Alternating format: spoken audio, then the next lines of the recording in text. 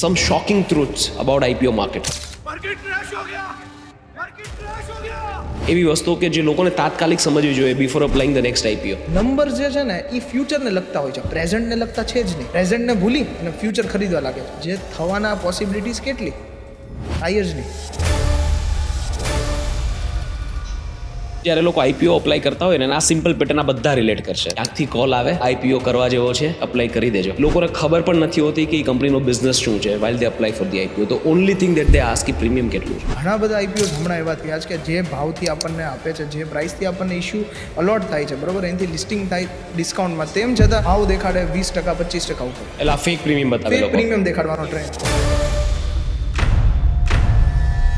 Mostly આ બધી જ વસ્તુ A to Z SME માં જ થાય છે, because SME is very easily manipulative. મને એક પેટર્ન જણાવો ને, કેવી રીતે એક આખો કેસ કોઈ લઈએ, XYZ કંપનીનું નામ લઈને આખી પેટર્ન કેવી રીતે, આ મોડસ ઓપરેન્ડી શું છે, કેવી રીતે એ લોકો ફેક પ્રીમિયમ ઊભું કરે, કેવી રીતે લોકો સુધી પૈસા પહોંચાડીને એક નેરેટિવ ઊભો કરવામાં આવે. 102 કરોડનો આઈપીઓ લિસ્ટિંગના દિવસે 20% જે ભાવથી આપ્યો હતો એનાથી 20% નીચે ખુલ્યો. 102 કરોડની સામે રિયલમાં તમે એકવાર 100 રૂપિયાનો તમે ભાવ પકડી લો, બરોબર, અને 10,000 શેર હોય તો કેટલા રૂપિયા થાય? એટલા જ ખાલી લિસ્ટિંગના દિવસે પ્રમોટરને એ બધા લેવા આવે છે તમારી પાસે. એકવાર એમ માની લો કે ભાઈ ગ્રે માર્કેટ પ્રીમિયમ મળે 50 લાખ દીધા છે. 50 લાખ રૂપિયા આપે ખાલી પ્રીમિયમને પ્રમોટ કરવા માટે. સાહેબ આઈપીઓ તો 102 કરોડનો લાવે છે. પ્રમોટરને ખર્ચો કેટલો થયો ઇન્ફ્લુએન્સર્સને દેવાનો? આ બધા કામ કરે કોણ? નામ દઈ દઈશ તો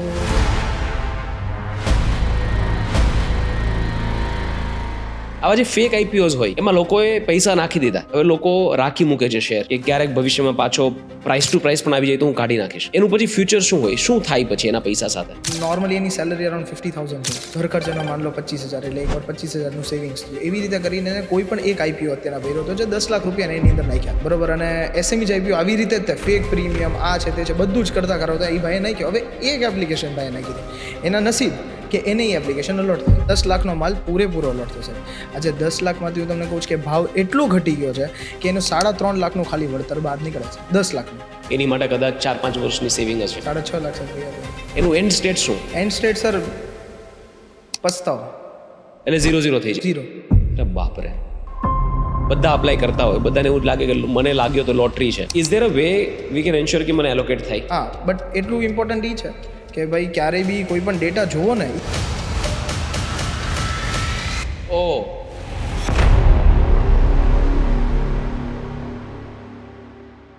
રુચિતભાઈ, welcome to the Jay Thaleshwar show. Thank you sir. આઈપીઓને લઈને આજે ઘણી બધી વાતો કરવી છે. ઘણા બધા ફ્રેન્ડ્સ કે ઇવન યંગસ્ટર્સ અમારી ઓફિસમાં કામ કરતા હોય, લોકોને આપણે જોતા હોય તો આઈપીઓમાં જ્યારે અપ્લાય કરતા હોય ને ત્યારે એકદમ એક્સાઇટેડ હોય કે યાર જો આઈપીઓ લાગી ગયો તો આમાં તો સીધા ડબલ છે ને આમાં દોઢા છે ને એવી બધી વાતો થતી હોય.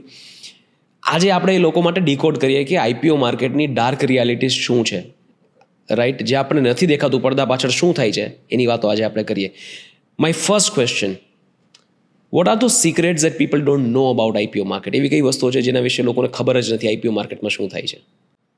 સર આઈપીઓ માર્કેટ એક બહુ જ નીશ સેગમેન્ટ છે કે નો ડાઉટ અત્યારના લોકો ઇવોલ્વ થાય છે એની ઉપર, ધીમે ધીમે લોકો એને સમજે છે, પણ હજી still it's a very new topic to youngsters, investors. જે ઓલ્ડ એજ છે કે જેને ઓલરેડી એક્સપિરિયન્સ છે એ લોકોને તો વાંધો જ નથી જ પડતો, પણ જે નવા લોકો છે કે જેને ફાસ્ટ મની, જે લિસ્ટિંગ ગેઇન ઉપર જે લોકો રમે છે, રાઈટ, એ થોડું એક અત્યારના ડેન્જરસ વસ્તુ થઈ ગઈ છે. એટલે મેઇન અત્યારના જે તમારો ક્વેશ્ચન જે છે કે ભાઈ જે લોકોને નથી ખબર એ છે કે આમાં મેઇન રિયલમાં પૈસા કોણ બનાવે છે. આપણે એવું માનીએ છીએ કે આ વસ્તુ આપણે પૈસા નાખીએ છીએ, આપણને લિસ્ટિંગ એટલે આપણને પૈસા મળે છે, પણ રિયલમાં ઘણીવાર એવા 10માંથી 2 જ આઈપીઓ એવા હોય છે કે જેમાં તમને તરત લિસ્ટિંગ ગેઇન બહુ સારો એવો દેખાય. બાકી મોસ્ટલી ફ્લેટ. અને એઝ ઓફ નાવ અત્યારના જે માર્કેટ ચાલે છે છેલ્લા 1.5 વર્ષથી કે ભાઈ નો ડાઉટ સારા આઈપીઓ આવે જ છે, લિસ્ટિંગ થાય છે, પણ કેવા કે 10માંથી 2, 10માંથી 3, 10માંથી 4 મેક્સ, એનાથી વધારે નહીં. બાકી બધા લિસ્ટિંગ કાં તો લોસ મળતો હોય કાં ફ્લેટ ટુ પોઝિટિવ, એટલે નિયર ટુ તમારા પૈસાનું વળતર તમને નથી મળતું જે તમે જેટલી એક્સાઇટમેન્ટમાં તમે અંદર ઘૂસો છો, રાઈટ. આ બેઝિકલી કેવું છે કે ભાઈ પૈસા કોને મળે છે, આપણે ચલો એની ઉપર જ હવે વાત કરીએ કે ભાઈ રિયલમાં પૈસા કોને મળે છે. તો તમને એક એક્ઝામ્પલ આપું કે લગ્ન હોય બરોબર, તો લગ્નમાં 500 માણસ આવે, પણ રિયલમાં સૌથી વધારે ફોટા કોના પડવાના છે તો કે બ્રાઇડ ને ગ્રૂમના, બરોબર. સૌથી વધારે ખુશ કોણ રહેવાનું છે તો કે બ્રાઇડ ને ગ્રૂમ અને કોર ફેમિલી. તે કોર ફેમિલી કોણ છે તો કે ભાઈ અર્લી ઇન્વેસ્ટર્સ, અને બ્રાઇડ અને ગ્રૂમ કોણ છે? પ્રમોટર્સ, કે જે લોકો પોતાનો સ્ટેક વેચી અને જે ગેસ્ટ આવ્યા છે જમવા બુફે, બરોબર, એ લોકોને પોતાનું આપે છે. બરાબર. અને લોકો આપણે એમ સમજે કે ચલો આજનું તો જમવાનું થઈ ગયું, કાલ સવારે પછી જે પ્રોબ્લેમ પડવાની છે, બરોબર, જમીને એ વસ્તુનો પ્રોબ્લેમ આ લિસ્ટિંગ એના ટાઈમે મળે છે.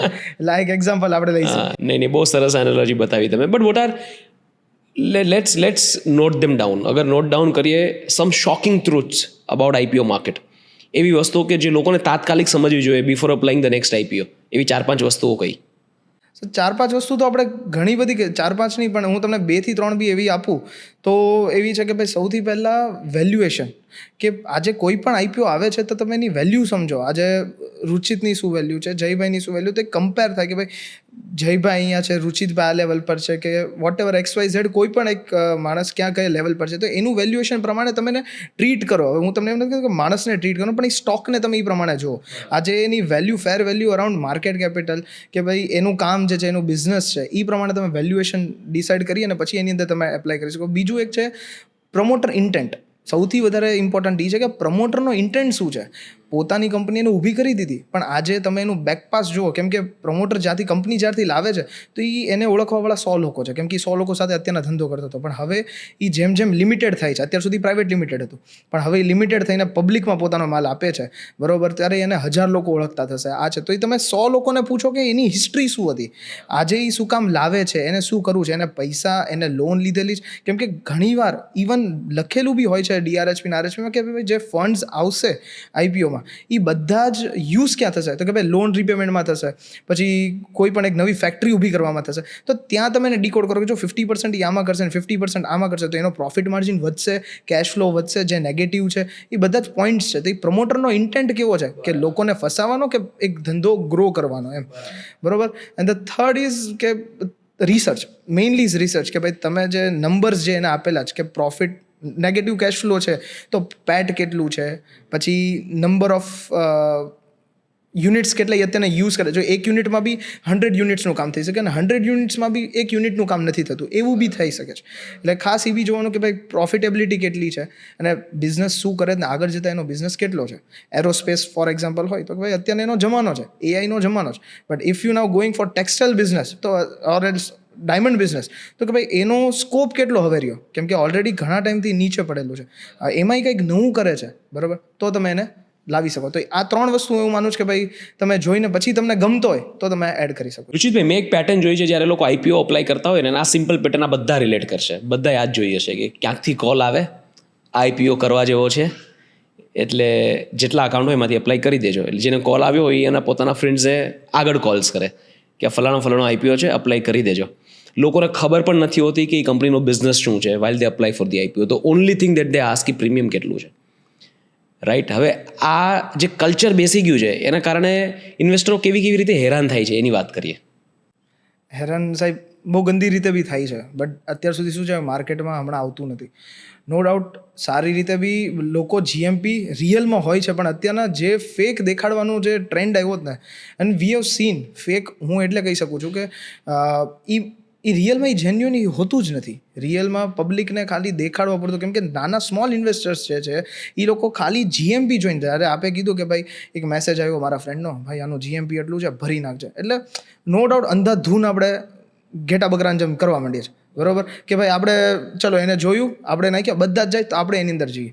તો એ વસ્તુ નથી કરવાની. જે આપણે પહેલાં 3 પોઈન્ટ મતલબ જે આપણે વાત કરી કે જેની ઉપર આપણે વર્ક કરીએ છીએ, તો એને તમે એનાલાઇઝ કરો, એ વસ્તુ તમે કરો. નો ડાઉટ અત્યારના જીએમપીનો આ જ પ્રોબ્લેમ થાય છે સાહેબ. એટલે જ આઈપીઓ કોર્નર એપ જે આપણી બનાવી છે, કે એ આઈપીઓ કોર્નર એપમાં આપણે જેન્યુઅન અને રિયલ ટાઈમ અપડેટ્સ આપીએ છીએ.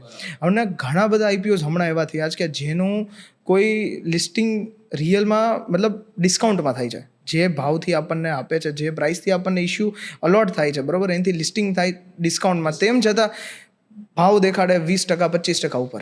એટલે આ ફેક પ્રીમિયમ બતાવે, ફેક પ્રીમિયમ દેખાડવાનો કેવી રીતે?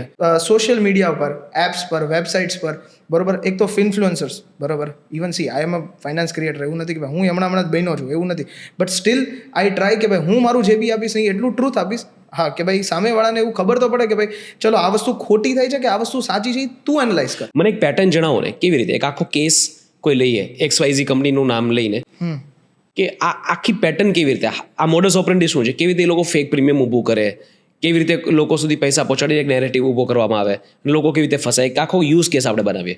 અત્યારના કિયાસા રિટેલ કરીને હતો બરાબર, એક SME છે. મોસ્ટલી આ બધી જ વસ્તુ A to Z, મોસ્ટલી તો નહીં પણ A to Z SMEમાં જ થાય છે. Because SME is very easily manipulative. In market સૌથી વધારે મેન્યુપ્યુલેટ કરવું હોય ને ઇઝીલી તો SME છે. કેમ તો કે એક તો એની સાઇઝ બહુ નાની હોય એટલે વોલેટિલિટી વધારે અને વનરેબિલિટી બી મતલબ વધારે, લોકો પાસે વધારે ચર્ચિત વધારે છે કેમ કે હાઈ રિસ્ક હાઈ રિવોર્ડ. આ તમારે કોઈ પણ ઇન્વેસ્ટમેન્ટ કરવું હોય તો મેઇન બોર્ડ IPOમાં તમે 15,000માં કરી શકો, પણ SMEમાં તમારે 2.5 લાખ ઉપર જ જવું પડે કમ્પલસરી મિનિમમ ઇન્વેસ્ટમેન્ટ માટે. તો હાઈ રિસ્ક હાઈ રિટર્ન, કદાચ તમને સારું એવું લિસ્ટિંગ મળી જાય તો તમને સામે 50,000 60,000 મળે બી, જ્યારે 15,000માં તો તમને કેટલું ગેઇન મળવાનું 20% 30%, તો બી વધારે ના થાય એમ. એટલે એવી જ રીતે ચાલે છે. તો હવે આપણે કિયાસા રિટેલની વાત કરીએ તો એનો 26 રૂપિયા પ્રીમિયમ દેખાડતા હતા. હવે 26 રૂપિયા પ્રીમિયમે સાહેબ રિયલમાં માર્કેટમાં ક્યાંય સોદા જ નહોતા થતા, ક્યાંય માર્કેટમાં ટ્રેડ્સ આપણે નથી સાંભળ્યા, ક્યાંય માર્કેટમાં એનું વર્ક નથી સાંભળ્યું કે ભાઈ આવી રીતે છે. ઇશ્યુ સાહેબ બહુ મોટી લઈને આવે, લગભગ તમે માનો કે ભાઈ 50-60 કરોડનો SME લઈ આવ્યા બરાબર, રિયલમાં લિસ્ટિંગ ડેના દિવસે ડિસ્કાઉન્ટમાં લિસ્ટ થાય છે, 26 પ્રીમિયમ દેખાડે છે, 26 રૂપિયા પ્રીમિયમ દેખાડે છે બરાબર. મને હજી યાદ છે વસ્તુ, 26 રૂપિયા પ્રીમિયમ દેખાડે છે સાહેબ. અને તમે વન ટાઈમ થાય ને ઇશ્યુ, વન ટાઈમ સબસ્ક્રાઇબ થાય એટલે ઇશ્યુ પાસ થઈ ગયો. વન ટાઈમ ઇશ્યુ સબસ્ક્રાઇબ થાય એટલે પાસ થઈ ગયો. હવે વન ટાઈમ કરવા માટે HNI અને QIB અને રિટેલ આ 3 કોટા હોય છે. HNI ને QIB વાળા તો ઓલરેડી એટલા શાણા હોય છે કે એ લોકો આની અંદર ઘૂસતા જ નથી. મેન્યુપ્યુલેટ કોણ થવાનું? રિટેલ. મારી જેવો વર્ક છે કે ભાઈ કોઈ પણ જે કોમન પબ્લિક છે કે જે રિટેલ છે એ જ મેન્યુપ્યુલેટ થવાનું. એટલે એ લોકોને મેન્યુપ્યુલેશનમાં GMP દેખાડે. એ GMP એ લોકો જોઈ, હવે આજે હું છું તો મને એમ થાય કે મારી પાસે એક જ એપ્લિકેશન છે ભાઈ, હું ઘરનું હું એક જ માણસ છું જે કમાઉં છું, મારી પાસે બેંક એકાઉન્ટ, મારી પાસે પેન નંબર, મારી પાસે એક જ એપ્લિકેશન કરવાના પૈસા છે, બીજા બધાના GMP 0 છે, પણ આનો મને 26 દેખાડે છે બરાબર. તો 26 દેખાડે છે. મેં વેબસાઇટ ઉપર ટ્રસ્ટ કરી કે મેં એપ ઉપર ટ્રસ્ટ કરી છે, બી IPOનું પ્રીમિયમ દેખાડતા હોય એ બધી બરાબર. તો એ એપ ઉપર મેં જ્યારે ટ્રસ્ટ કરીને હું જ્યારે એપ્લાય કરું છું, મને અલોટ થાય સાહેબ, ત્યારે મેં એક એપ્લિકેશન કરી એનો તો એ ત્યાં સબસ્ક્રિપ્શન દેખાડવાનું. એવી રીતે ઇન્ડિયામાં કરોડો લોકો છે કે જે ખાલી દેખાડીને આ બધું ચલાવે છે. અને કિયાસાનું મને હજી યાદ છે સાહેબ, જે દિવસે દેખાડું ને બરાબર, એ દિવસે ઇશ્યુના સ્ટાર્ટિંગમાં જ તે લોકોએ દેખાડવા લાગ્યા હતા. પહેલા જ દિવસે, ઇશ્યુ 3 દિવસનો હોય બરાબર, પહેલા દિવસે 26 રૂપિયા દેખાડ્યું. સ્ટાર્ટિંગની 2 જ કલાકમાં 200 એપ્લિકેશન રિટેલની આવી ગઈ. ક્યાં આવી કોઈને ખબર જ નથી. મતલબ લોકો જોઈને એપ્લાય કરી દે છે અને એ જ વસ્તુ ત્યાં ફસાય. 26 રૂપિયાવાળો ડિસ્કાઉન્ટમાં લગભગ 2 રૂપિયા ડિસ્કાઉન્ટ લિસ્ટિંગ થયો હતો. વન ટાઈમ ઇશ્યુ સબસ્ક્રાઇબ થઈ ગયો ને એટલે પછી 26 વાળો 15 કરી નાખે, 15 વાળો 0 કરી નાખે. એનું તો કામ થઈ ગયું ને સર, એનો ઇશ્યુ પાસ થઈ ગયો, એને 60 કરોડ પબ્લિક ના મળી ગયા, વાત પતી ગઈ. પછી પબ્લિક ભલે ફરતી રહે. આવું જ એક યજુર SME હતું, 102 કરોડનો IPO, 102 કરોડનો IPO બરોબર. લિસ્ટિંગના દિવસે બરોબર, સેલર એટલે 20% જે ભાવથી આપ્યો હતો એનાથી 20% નીચે ખુલ્યો. 20%, 100 રૂપિયાનો ફોર એક્ઝામ્પલ શેર હોય સાહેબ તો એ 80 રૂપિયા ખુલ્લે છે, અને 100 રૂપિયાનો ફોર એક્ઝામ્પલ શેર હોય તો 60 રૂપિયા પ્રીમિયમ દેખાડે, જે રિયલમાં 6 રૂપિયા બી માર્કેટમાં ક્યાંય નહોતો. બરાબર. એ જેટલું બી દેખાડ્યું ને એટલું 1% બી એનું નહોતું, એમ માની શકું છું. બરાબર. કે માર્કેટમાં ક્યાંય ટ્રેડ્સ નથી થતા જેન્યુઅનલી બરોબર. પણ હવે આજે એ વસ્તુ 20% નીચે ખોલે ને સાહેબ, વોલ્યુમ કેટલું થાય? 5,000 થી 10,000 ની વચ્ચે. રિયલમાં ઇક્વિટી કેટલી? 102 કરોડની સામે રિયલમાં તમે એકવાર 100 રૂપિયાનો તમે ભાવ પકડી લો બરોબર, અને 10,000 શેર હોય તો કેટલા રૂપિયા થયા? એટલા જ ખાલી લિસ્ટિંગના દિવસે પ્રમોટરને એ બધા લેવા આવે છે તમારી પાસેથી કે મેનેજ કરે. તો તમે કયા એંગલથી તમે એ વસ્તુની અંદર ઇન્વેસ્ટ કરો છો? કે આજે પ્રમોટરને એ ભાવ નથી ગમતો બરોબર, તો તમે શું કામ ઇન્વેસ્ટ કરો છો? અને હું એ જ માનું છું કે તમે કોઈ પણ IPOમાં એપ્લાય કરો, તમારામાં તાકાત છે કે 2 વર્ષ સુધી હું હજી આ કંપનીમાં રહીશ ને આનો ભાવ અડધો થઈ જશે તો બી મને એટલી જ ગમશે જેટલી મને આ ભાવે આજે ગમે છે. એટલું રિસર્ચ કર્યું હોય તો જ ઇન્વેસ્ટ કરો, બાકી નહીં. પરફેક્ટ. આ જ વસ્તુના કારણે ચાલે છે. બરાબર બરાબર. સો બેઝિકલી ફોર એક્ઝામ્પલ આપણે એવું માનીએ કે કોઈ કંપનીને IPO લાવવો છે. હવે પ્રમોટર ઇન્ટેન્ટ ઇઝ સૌથી ખરાબ, થર્ડ ક્લાસ પ્રમોટર, કે ભાઈ એને ઇન્ટેન્ટ જ એનો એ છે કે મારે પબ્લિકની મારો માલ પહેરાવી દેવો છે અને પબ્લિક પાસેથી મારે પૈસા લઈ લેવા છે. એનો કોઈ ધંધો ચાલતો નથી. બસ ખાલી બુક્સ અને ફરજી રીતે થાય જ છે માર્કેટમાં, કે ફરજી રીતે દેખાડી દીધી મારે પ્રોફિટ એટલો છે એટલો છે. કેમ કે ઘણીવાર એવું આવે છે કે ભાઈ 3 વર્ષ સુધી ધંધો નથી ચાલતો, પણ બીજા 3 વર્ષે એટલો બૂસ્ટઅપ થઈ જાય છે કે વાત પૂછોમાં. પણ પછી પાછળ એને તમે પકડવા જાઓ ને તો એમ જ ખબર પડે કે 2 જ જગ્યાએથી હાઈએસ્ટ ધંધો આવવા માંડ્યો. એ બે જ જગ્યાએથી હાઈએસ્ટ ધંધો ક્યાંથી આવે? તો એવી કંપનીઝ કોઈ આવે તો એ લોકો શું કરે, સ્ટાર્ટિંગમાં પીઆરની એક્ટિવિટી શરૂ કરશે, બરાબર, ઇન્ફ્લુઅન્સર્સને પકડશે, માર્કેટમાં સોશિયલ મીડિયાને પકડશે, બરાબર, નાનું મોટું ચેનલ્સમાં આવી જશે, આર્ટિકલ્સ, બ્લોગ્સ, એ બધા કરીને પૈસા આપશે એ લોકોને કે ભાઈ તમે અમારું આટલું સારું બોલો, કે ભાઈ અમારું કોઈ પણ માણસમાં બધું જ વસ્તુ ખરાબ નથી હોતી, ક્યાંક તો જે સારું હોય પણ ખરાબ ઢાંકી દો તો તમને એ સારું જ દેખાવાનું છે. એટલે એ સારી વસ્તુ જ બધી દેખાડશે, બરાબર. એ સારી વસ્તુ દેખાડી પછી ગ્રે માર્કેટનું ફરીવાર શરૂ થયું. મેઇનલી ગ્રે માર્કેટ ઓપરેશનલ છે. ગ્રે માર્કેટ ઓપરેશનલ એટલે છે કેમ કે લોકો એ જોઈને, આજે મારી પાસે કદાચ ફિલ્મફ્લુઅન્સર્સની પાસે, હું કોઈ ગામડામાં રહું છું, એમ માની લો કે ભાઈ હું નાના સિટીઝમાં રહું કે જ્યાં મને વધારે આ વસ્તુની નોલેજ નથી, અને એમ એક્સપિરિયન્સ ટ્રેડર એઝ વેલ, પણ મારી પાસે કોઈ આ વસ્તુનું નોલેજ નથી કે ભાઈ આવીના કોઈ ફિલ્મફ્લુઅન્સર છે તો એ શું કહે છે શું નહીં. હું ખાલી જીએમપી જોઈને ટ્રેડ કરું છું, અને હું નવો માણસ છું. અને તમે એકવાર એવું બી માની લો કે એક્સપિરિયન્સ બી છે, નવો બી છે, બંને એક જ વસ્તુ જોવે છે કે ભાઈ જીએમપી કેટલું ચાલે છે. હવે એક્સપિરિયન્સ શું કરે છે એ આપણે વાત નથી કરતા, આપણે વાત કરીએ છીએ કે ભાઈ નવો માણસ કોણ છે. કે આજે જયભાઈ રુચિતભાઈને કીધું, રુચિત તું આ ભરી નાખ, બરોબર, આ આઈપીઓનું જીએમપી એટલું તગડું છે, તો એ વસ્તુ એ ભરશે. એટલે નવી કંપની શું કરશે, જે એસએમઈસ જે છે કે એ લોકો એમ કહેશે કે જે માર્કેટમાં જે પ્રીમિયમની જેટલી બી એપ્સ હોય, ગ્રે માર્કેટ પ્રીમિયમ્સની, આઈપીઓની જેટલી બી એપ હોય, એ લોકોને ફેક પ્રીમિયમ દેવાના પૈસા દેશે કે ભાઈ હું તને આટલા પૈસા આપું છું, બરોબર, તું આટલું પ્રીમિયમ મારું દેખાડી દે, જ્યાં સુધી મારો વન ટાઈમ ન થાય ને ત્યાં સુધી તારે એટલું દેખાડવાનું.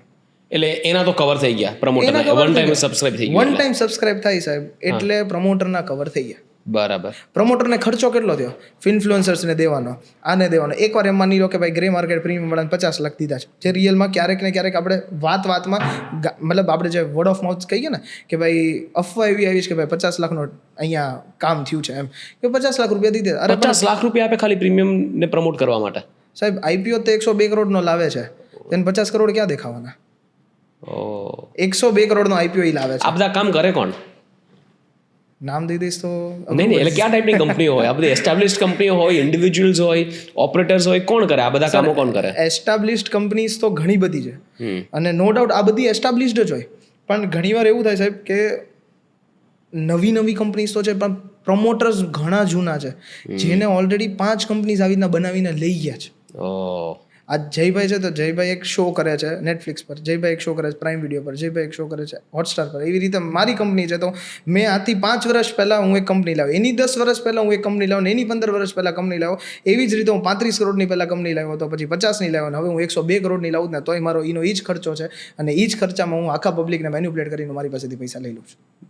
અને આ બધું મોસ્ટલી એસએમઈમાં જ થતું હોય છે? એસએમઈ સિવાય સાહેબ થવાના ચાન્સ જ નથી, કેમ કે મેઇન બોર્ડ મોટા આઈપીઓમાં ન થાય, મોટા આઈપીઓમાં ન થાય. જ્યાં મેઇન બોર્ડ હોય ને ત્યાં કેમ કે રિસર્ચ એનાલિસિસ વધારે ધ્યાન એની ઉપર આપે, કેમ કે લિક્વિડિટી વધારે છે, મતલબ પૈસા વધારે એમાં બી બને છે. કેમ કે લોંગ ટર્મ આજે તમે ઇન્વેસ્ટ કરો તો કોઈ પણનો પોર્ટફોલિયો પકડી લો, નો ડાઉટ એસએમઈઝ હશે તે, પણ સારી ટોપ કંપનીઝ. હું તમને એક નામ આપું કે ભાઈ યુનિફાઈડ ડેટા સોલ્યુશન્સ છે, is a very good company, બરાબર, કે ભાઈ એનું તમે કંપનીનું એનાલિસિસ કરો, બરાબર. આજે કોણ લાવે છે, કેવા માણસો લાવે છે, એની પર બી ડિપેન્ડ છે. કે આજે હું આઈપીઓ લાવું, જયભાઈ આઈપીઓ લાવે, તો મારા આઈપીઓમાં ફોર એક્ઝામ્પલ એટલી કેપેસિટી કે એટલી પ્રોબેબિલિટી છે કે ભાઈ આ એક લેવલ પર જઈ શકે. જયભાઈ લાવે તો એની પ્રોબેબિલિટી એટલી છે.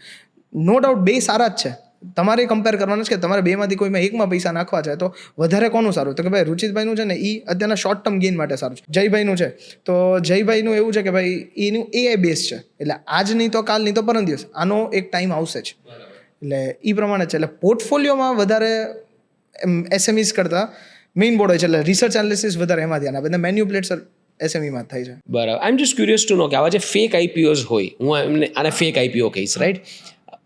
આવા જે ફેક આઈપીઓઝ હોય એમાં લોકોએ પૈસા નાખી દીધા, બરાબર છે, અને ડિસ્કાઉન્ટ પર લિસ્ટ થાય છે. હવે લોકો રાખી મૂકે છે શેર કે ક્યારેક ભવિષ્યમાં પાછો પ્રાઇસ ટુ પ્રાઇસ પણ આવી જાય તો હું કાઢી નાખીશ. હવે જેને આઈપીઓ કર્યો છે એને બિઝનેસ કરવાની તો કોઈ ઓબ્જેક્ટિવ એનો હતો જ નહીં, એનો તો લોકો પાસેથી પૈસા કલેક્ટ કરવાનો ઓબ્જેક્ટિવ હતો. એનું પછી ફ્યુચર શું હોય, શું થાય પછી એના પૈસા સાથે, કે ઇન્વેસ્ટરના શેર સાથે શું થાય, મતલબ એનું એન્ડ સ્ટેટ શું, એની વાત? એન્ડ સ્ટેટ સર પસ્તાવો, એટલે 0-0 થઈ જાય. 0. મારા એક બહુ જ કરીબી છે અને એના કોઈ ફ્રેન્ડ છે, એ નોર્મલી એની સેલરી અરાઉન્ડ 50,000 છે, બરાબર. આખા મહિને દાડે 50,000 છે, ઘર ખર્ચનો માન લો 25,000, એટલે એકવાર 25,000નું સેવિંગ્સ થયું. એવી રીતે કરીને કોઈ પણ એક આઈપીઓ અત્યારના ભર્યો હતો જે 10 લાખ રૂપિયા એની અંદર નાખ્યા હતા, બરાબર. એસએમઈ જ આઈપીઓ હતો, બરાબર. અને એસએમઈ જ આઈપીઓ આવી રીતે જ ફેક પ્રીમિયમ આ છે તે છે બધું જ કરતા કરાવતા એ ભાઈએ નાખ્યો. હવે એક એપ્લિકેશન ભાઈએ નાખી હતી, એના નસીબ કે એને એ એપ્લિકેશન અલોટ થઈ, બરાબર 10 લાખનો માલ પૂરેપૂરો અલોટ થયો સાહેબ.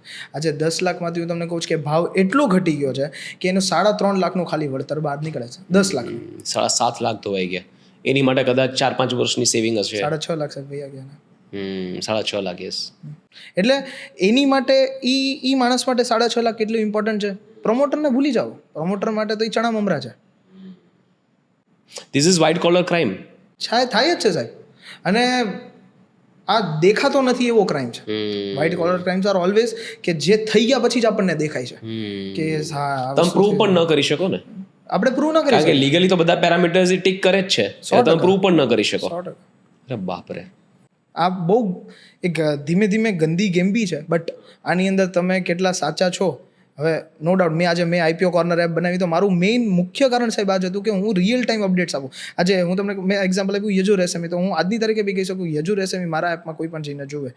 અથવા હું તમને કહું કે કિયાસા છે બરોબર, તો એ તમને જો તો હું ક્યારેય મેં 26 રૂપિયાનું પ્રીમિયમ જ નથી નાખ્યું. અને મારામાં સાહેબ બે વસ્તુ દેખાડે, બાયર અને સેલર બંનેનો. પ્રીમિયમ ડેટા આવે ક્યાંથી? જેન્યુન ડેટા ક્યાંથી આવે? સો નોર્મલી બ્રોકર્સ આના હોય જ છે કે જે માર્કેટમાં વાત કરે અથવા એનાલિસ્ટ આપણે પકડી શકીએ કે જે રિયલમાં એનાલિસિસ કરતા હોય કે આ પ્રાઇસ અત્યારના 100 રૂપિયા છે તો 115 સુધીની as of any books, as of any order books, કેમ કે આ લોકોને બી ઓર્ડર્સ હોય, કોઈ પણ કંપનીઝના ઓર્ડર બુક્સ હોય કે ભાઈ આ આટલું સ્કેલ પર ગ્રો કરી શકશે, આની પાસે આટલી એસેટ્સ છે, આ છે તે છે. રિસર્ચ અને એની ઉપરથી આપણે કહી શકીએ આ ભલે 100 રૂપિયામાં આવ્યો છે પણ આનો 115 રૂપિયા દેખાય છે કે આની રિયલ ફેર વેલ્યુ 115 છે બરોબર. તો આજે આપણે એમ કહી શકીએ કે 15 રૂપિયા જીએમપી છે. ધીસ ઇઝ બેઝિકલી જીએમપીનો કોન્સેપ્ટ જ આ છે કે ભાઈ રિસર્ચર પકડે કે ભાઈ 115 રૂપિયાની ફેર વેલ્યુ છે અને અત્યારના 100 રૂપિયા આવે છે તો એની પ્રીમિયમ સુધી 15 રૂપિયા બરાબર. ભાઈ માર્કેટમાં અમુક એવી કંપનીઝ છે, there is one company that I know of, એ લોકો આઈપીઓ કરવામાં હેલ્પ કરે એસએમઈઝને કે અમે તમારો આઈપીઓ કરી આપીશું ને એની માટેની જેટલી ફોર્મેલિટીઝ હોય, પેપરવર્ક છે, બધું અમે પતાવી દઈશું, ઇન્વેસ્ટર્સ પણ લાવી દઈશું. અને આઈપીઓમાં જે અમાઉન્ટ તમે જનરેટ કરો, પબ્લિક પાસેથી જે અમાઉન્ટ તમે કલેક્ટ કરો એના સર્ટન પર્સન્ટેજ આ લોકોની ફીઝ હોય. લોકો 40% ફીઝ લે છે. મતલબ તમે ઇમેજિન કરો કોઈ પ્રમોટર અગર 50 કરોડનો કે 100 કરોડનો આઈપીઓ કાઢે છે તો એ 100 કરોડ આવે છે એમાંથી 40 કરોડ કે 20 કરોડ તો માત્ર કોઈની ફીસ તરીકે જતા રહે છે. મતલબ એ આઈપીઓનો ઇન્ટેન્ટ શું હોઈ શકે? તો આવું પણ માર્કેટમાં ચાલે છે. મેં ક્યાંક જોયેલું છે, મેં ક્યાંક સાંભળેલું છે. તમે એને ફીસ કહો છો, અમે એને ડિસ્કાઉન્ટ કહીએ છીએ. એ બેઝિકલી શું હોય છે, આજે 100 રૂપિયાનો આઈપીઓ આવ્યો બરોબર. હવે મારી પાસે એવી વાત છે માર્કેટમાંથી કે ભાઈ ફોર એક્ઝામ્પલ આપણે કિયાસાની જગ્યાના વાત કરી તો કિયાસા ફોર એક્ઝામ્પલ હું મને યાદ નથી તેના શું ભાવે આવેલો પણ 100 રૂપિયા આવેલો એમ માની લો તો 100 રૂપિયાવાળો શેર 40% ડિસ્કાઉન્ટમાં સેટલ થયેલો છે.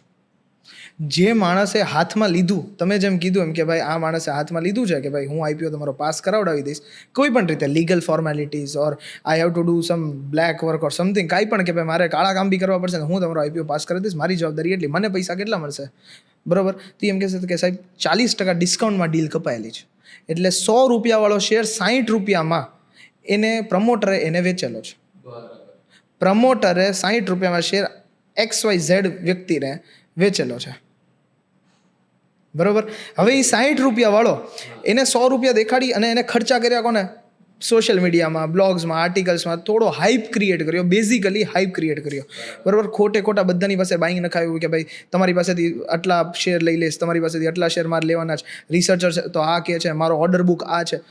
ઓર્ડર બુક છે બરોબર. કાલ ઉઠીને હું તમારી સાથે કામ કરું છું, મારે તમારી સાથે કોઈ પણ અનબન બન્યું બરોબર, તમે કહો કે ઓર્ડર કેન્સલ, શું કરવાનું? કંપની તો એક જ વસ્તુ ઉપર, અને આપણે જોઈએ છે કે ફર્ઝી કંપનીઝ ખાલી 2 જ કંપની ઉપર કામ કરે છે બરોબર, કે 2 જ જગ્યાએથી આવે છે. તો એવું બી બને કે ભાઈ એની સાથે ક્યારેય પણ અનબન થયું એટલે કંપનીનો ગ્રોથ અટકી શકવાની પૂરી સંભાવના. એટલે 60 રૂપિયાવાળો બરોબર એ 100 રૂપિયા થઈ ગયો, લાઈવ 100 રૂપિયાના ભાવે બરોબર, 40% ડિસ્કાઉન્ટે સેટ થઈ ગયો છે. હવે એ પ્રીમિયમ દેખાડશે 26 રૂપિયા. પબ્લિકની પાસેથી કેટલો એને માલ લઈ લીધો? 100 રૂપિયાના ભાવે બધાની પાસેથી એને સબસ્ક્રાઇબ કરાવડાવી દીધો, પોતાનો માલ 100 રૂપિયા વેચી દીધો બરોબર. નાનું મોટું લિસ્ટિંગ એ હેન્ડલ કરી લીધું કે ભાઈ લિસ્ટિંગમાં હું હેન્ડલ કરી લઈશ કે ભાઈ તમને થોડું ઘણું બાઇંગ નખાવડાવીશ, આ કરીશ. એવી રીતે કરીને એ 100 રૂપિયાવાળો 98 રૂપિયા એને સેટ કરાવડાવ્યો. પબ્લિકનો માલ પબ્લિક પાસે જ છે કેમ કે પબ્લિક ક્યારેય લોસમાં વેચતી નથી. પબ્લિકનું એક નોર્મલ સાયકોલોજી છે, લોસ કાપી નથી શકતા લોકો, લોસ કાપી નથી શકતા. એમાં હું ને તમે બંને આવી બધા આવી ગયા. યસ યસ, કે ભાઈ આ ભાવે મેં 100 રૂપિયા લીધો હતો તો 98 રૂપિયા તો યાર કેમ વેચવો, કેમ કે મને તો 100 એટલો જ ગમતો હતો એમ. હા હા હા, તે ગમ્યો કોને, ગમ્યું કેમ? જીએમપી જોઈને ગમ્યું. જ્યારે જીએમપી ત્યારે 26 હતો, અત્યારે તો 0 છે અને તેમ છતાં હજી તને ગમે તો then you are stupid. મૂર્ખતામાં આપણે ખપીએ છીએ રાઈટ એમ. Right right. એટલે એ જ વસ્તુ 98 નાનું મોટું સેટલિંગ ખર્ચો વર્ચો કરી લીધો. એને પૈસા કોના ખાતામાં જાય છે? પ્રમોટરે એને ઓલાને 60 રૂપિયા લગે એને પૈસા દેવા. પણ હવે આજે પ્રમોટરની કંપનીમાં પૈસા આવે છે, હવે એ પૈસાની સ્વિન્ડલ કરે છે બીજી કોઈ રીતે, તો લીગલી એના પર એક્શન ન લેવાય કે જ્યારે એના ઓડિટ્સ થાય તો ઓથોરિટીઝ આના પર કોઈ એક્શન ન લે કે આઈપીઓમાંથી આવેલા પૈસા છે તમે એનું શું કર્યું? તમે તો પર્સનલી વેચી દીધા પૈસા. સાહેબ લોન લીધેલી છે ને ગામમાંથી, એને ચોખ્ખું લખ્યું DRHP-માં કે હું કોઈ પણ મારા પૈસા આવશે એ લોન રિપેમેન્ટમાં હું યુઝ કરવાનો છું. પ્લસ એને એવું બી લખ્યું છે કે હું કોઈ પણ એક સ્ટીલ સેક્ટરમાં કે મારો કોઈ સ્ટીલનો પ્લાન્ટ છે એક્ઝામ્પલ, બરોબર, કે મારો કોઈ સ્ટોર છે એને બનાવવામાં હું યુઝ કરીશ. સાહેબ તમારે રિયલ એસ્ટેટમાં તમને ખબર છે કે મને ખબર છે કે કેટલા કાળા ધોળા થાય છે, બરોબર. આજે મારે સ્ટોર બનાવવો છે કે મારો સ્ટીલ પ્લાન્ટ બનાવવો છે, તો મારો સ્ટીલ પ્લાન્ટ બનાવવાનો ખર્ચો કદાચ 2 કરોડ રૂપિયા હોય તો હું 4 કરોડનો બનાવી શકું ને એ કામ પાછું 2 કરોડનું ન કરતો હોય, એવું બી થાય છે. એટલે એ રીતે પછી પૈસા સ્વિન્ડલ થઈ જાય. પૈસા સ્વિન્ડલ થઈ જાય, બરાબર. અને પછી બીજો આઈપીઓ કરે. બીજો આઈપીઓ અને ત્યારે ને ત્યારે ન કરે. હા, એ ટાઈમ જોવે, માર્કેટ જોવે, પાછો આવો માર્કેટનો, કેમ કે માર્કેટ કે દર વખતે મંદીમાં નથી રહેવાનું, નથી તેજીમાં રહેવાનું. જે અત્યારના 2 વર્ષથી માર્કેટ છે વેઇટ કરશે, એની પાસે ખાસા પૈસા છે વેઇટ કરવાના. He has a good life two enjoy. બરાબર. જેમ તમે મોરેશિયસ ગયા એ બી જાય અને ત્યાં બી ફરસી કંપનીઝ ઊભી કરે, લોકોને ખબર છે કે કોની વાત ચાલે છે. Crazy crazy. બરાબર. ઘણી બધી કંપનીઝ બહુ ગ્લેમરાઇઝડ હોય સ્ટાર્ટઅપ વર્લ્ડમાં એસ્પેશિયલી.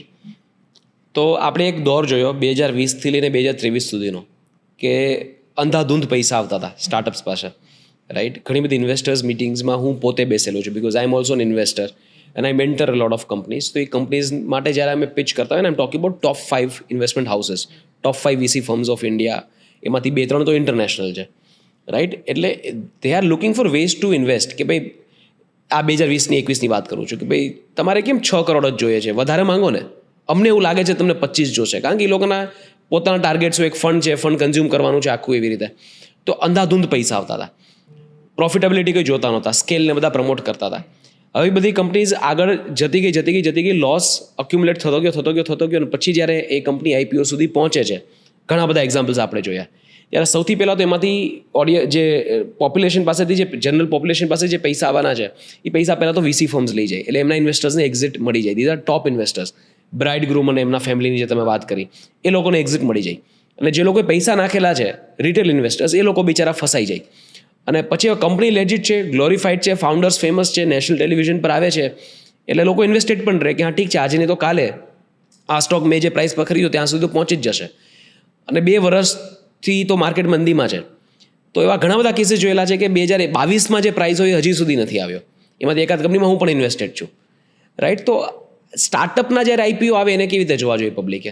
અને if you can talk about a few IPOs જે ફેમસ આઈપીઓઝ છે, કેવી રીતે એમને ઇન્વેસ્ટર્સને રિટર્ન આપ્યું છે કે એમના પૈસા તોડ્યા છે, ખુલીને વાત કરજો. મેઇનલી આપણે સ્ટાર્ટઅપની જ્યારે બી વાત કરીએ ત્યારે સ્ટાર્ટઅપમાં એક જ ઘણા બધા નામ તો છે, પણ માણસને મગજમાં સૌથી પહેલાં આવે પેટીએમ, બરોબર. કારણ એક જ હતું કે કોવિડના ટાઈમે બહુ જ લોકો, કોઈની પાસે કંઈ કમાવાનો સ્કોપ બહુ ઓછો હતો, કેમ કે કોવિડના ટાઈમે મેજર બિઝનેસીસ બંધ થઈ ગયા હતા. નો ડાઉટ ફાર્મસીની બધા ચાલુ હતા, but still not everyone is into pharmacy. But એક જ વસ્તુ છે, નોર્મલ પબ્લિકને મતલબ એન્ટરટેઇન કરતું હતું એ સ્ટોક માર્કેટ હતું, કે જ્યાંથી પૈસા બી મળતા હતા અને પૈસા જતા બી હતા, બરોબર. અને કોવિડ પછીનો ટાઈમ સાહેબ કેવો હતો કે ભાઈ જે માણસ જેમાં હાથ નાખે ને એમાં પૈસા મળે. બધું એવું જ હતું કે હું આજે એક્સ સ્ટોકમાં નાખું કે વાય સ્ટોકમાં નાખું, એ એક્સ સ્ટોક વધારે સારો છે, એનું 3 times પોટેન્શિયલ છે, અને વાય સ્ટોકનું 1 time બી નથી તો બી મને બેમાં પૈસા મળે છે, કેમ કે ઓલરેડી બંને 0 એ ટ્રેડ કરતા હતા, બરાબર. એટલે આજે એવી રીતે સાંભળે તો પેટીએમ છે, નાયકા છે, મામા અર્થ છે, આ બધા આપણને સૌથી પહેલાં એ જ મગજમાં આવે, કેમ કે આપણે હંમેશા એ લોકોને એઝ અ સ્ટાર્ટઅપ જોયેલા. અને પેટીએમ એવો હતો કે જેણે સ્ટાર્ટઅપનું કહેવાય ને વલણ કે ચલણ આપણે જે કહી શકીએ કે ઇન્ડિયામાં શરૂઆત કરવા વાળો કે ભાઈ એને એ જે સ્કેલે ગ્રો કર્યો કે પોસ્ટ બોય હતો સ્ટાર્ટઅપ વર્લ્ડ, ઇન્ડિયાના સ્ટાર્ટઅપ વર્લ્ડનું પોસ્ટ બોય, કેમ કે એને જે વસ્તુ કરીને આજની તારીખે હવે આપણે યુઝ કરતા નો ડાઉટ આપણે અલગ ફોર્મમાં યુઝ કરીએ છીએ યુપીઆઈને, પણ આજે એને નો ડાઉટ એ વસ્તુ જ્યારે એને શરૂ કરી ત્યારે બધાને એવું લાગતું આ શું છે, પણ ધીમે ધીમે એ વસ્તુ આજે આપણે એને જોતા ગયા તો એ રીતે પેટીએમ બહુ જ એમ કહેવાય ને એ ટાઈમનું હાઈએસ્ટ સ્ટાર્ટઅપ હતું. તો આપણે એ માનીએ કે પેટીએમની જ વાત કરીએ તો સાહેબ અનલિસ્ટેડમાં 2200 રૂપિયામાં ટ્રેડ થતો હતો શેર. બરાબર 2200 રૂપિયામાં જ્યારે ટ્રેડ થતો હતો ત્યારે એની પહેલાં એને ઘણી બધી વીસીસ, તમે જેમ કીધું એમ કે વીસી પાસેથી પૈસા ઉઘરાવ્યા આ છે, પછી એક્ઝિટ કોણ કરી ગયું? સૌથી પહેલાં પૈસા આવ્યા ત્યારે આઈપીઓ લાવ્યા. આઈપીઓ શું ભાવે લાગ્યા? 1800 રૂપિયા. ત્યારે બધા એને પૂછ્યું ભાઈ તારો અનલિસ્ટેડનો ભાવ 2200 રૂપિયા હતો, ટ્રેડ થયા છે 2200 રૂપિયામાં, બરોબર 1800 લાવવાનું શું કારણ? ત્યારે એને શું જવાબ આપ્યો સાહેબ કે અમે અમારા ઇન્વેસ્ટર્સ માટે એક ફેર વેલ્યુ લાવીએ છીએ. બરાબર. ઓલરેડી જો ત્યારે એક વસ્તુ આપણે એ ક્લિક થવાની હતી કે જો ઓલરેડી ઇન્વેસ્ટર્સને 2200 એ ગમે છે, ફેર વેલ્યુ એને ત્યારે જે વસ્તુની લાગે 2200 તો એ 1800 શું કામ લાવે છે? એ પોતાના જ પૈસા કાઢે છે. એને એવું કે લખ્યું છે કે મારે ઇન્ફ્રાસ્ટ્રક્ચર બિલ્ડ કરવું છે કે મારે આ કરવું છે, બરોબર. આજે એ લાવ્યો કઈ રીતે કે ભાઈ મારે મારો સ્ટેક ધીમે ધીમે વેચવો છે, તો એને 2200 એ અનલિસ્ટેડમાં એનો માલ વેચાતો હતો, તો 1800 એ કેમ ઓન માર્કેટ વેચવા માગે છે? કેમ કોઈ એવું કરે? કારણ તો એને પાછળની તમારી બ્લેક કહાની એને ખબર છે ને. બરાબર. તમે એવું માનો છો કે ભાઈ 2200માં ટ્રેડ થાય છે, આપણી માટે એક રેડ સિગ્નલ છે, રેડ ફ્લેગ છે કે ભાઈ તમે સમજો 2200માં જે આજે હું તમને કહું કે સાહેબ તમારો આ શર્ટ છે હું 2200માં લઈ લઈશ અને તમે બહાર જઈને એમ કહો કે મારે 1800માં વેચવો છે, બરોબર, તો બહારવાળાને એટલી ખબર પડે કે ભાઈ અંદર એક બહાર 2200નો બેસો તેમ છતાં બહાર આવીને કેમ 1800માં વેચે છે. બરાબર. બરોબર. પછી શું થયું? હા, એટલે એ લોકો એવું દેખાડ્યું કે ભાઈ 2200માં અંદર એક બહાર બેઠો તેમ છતાં હું તમને બધાને 1800માં આપું છું. એને આખું વિઝન જ બદલી નાખ્યું માણસનો.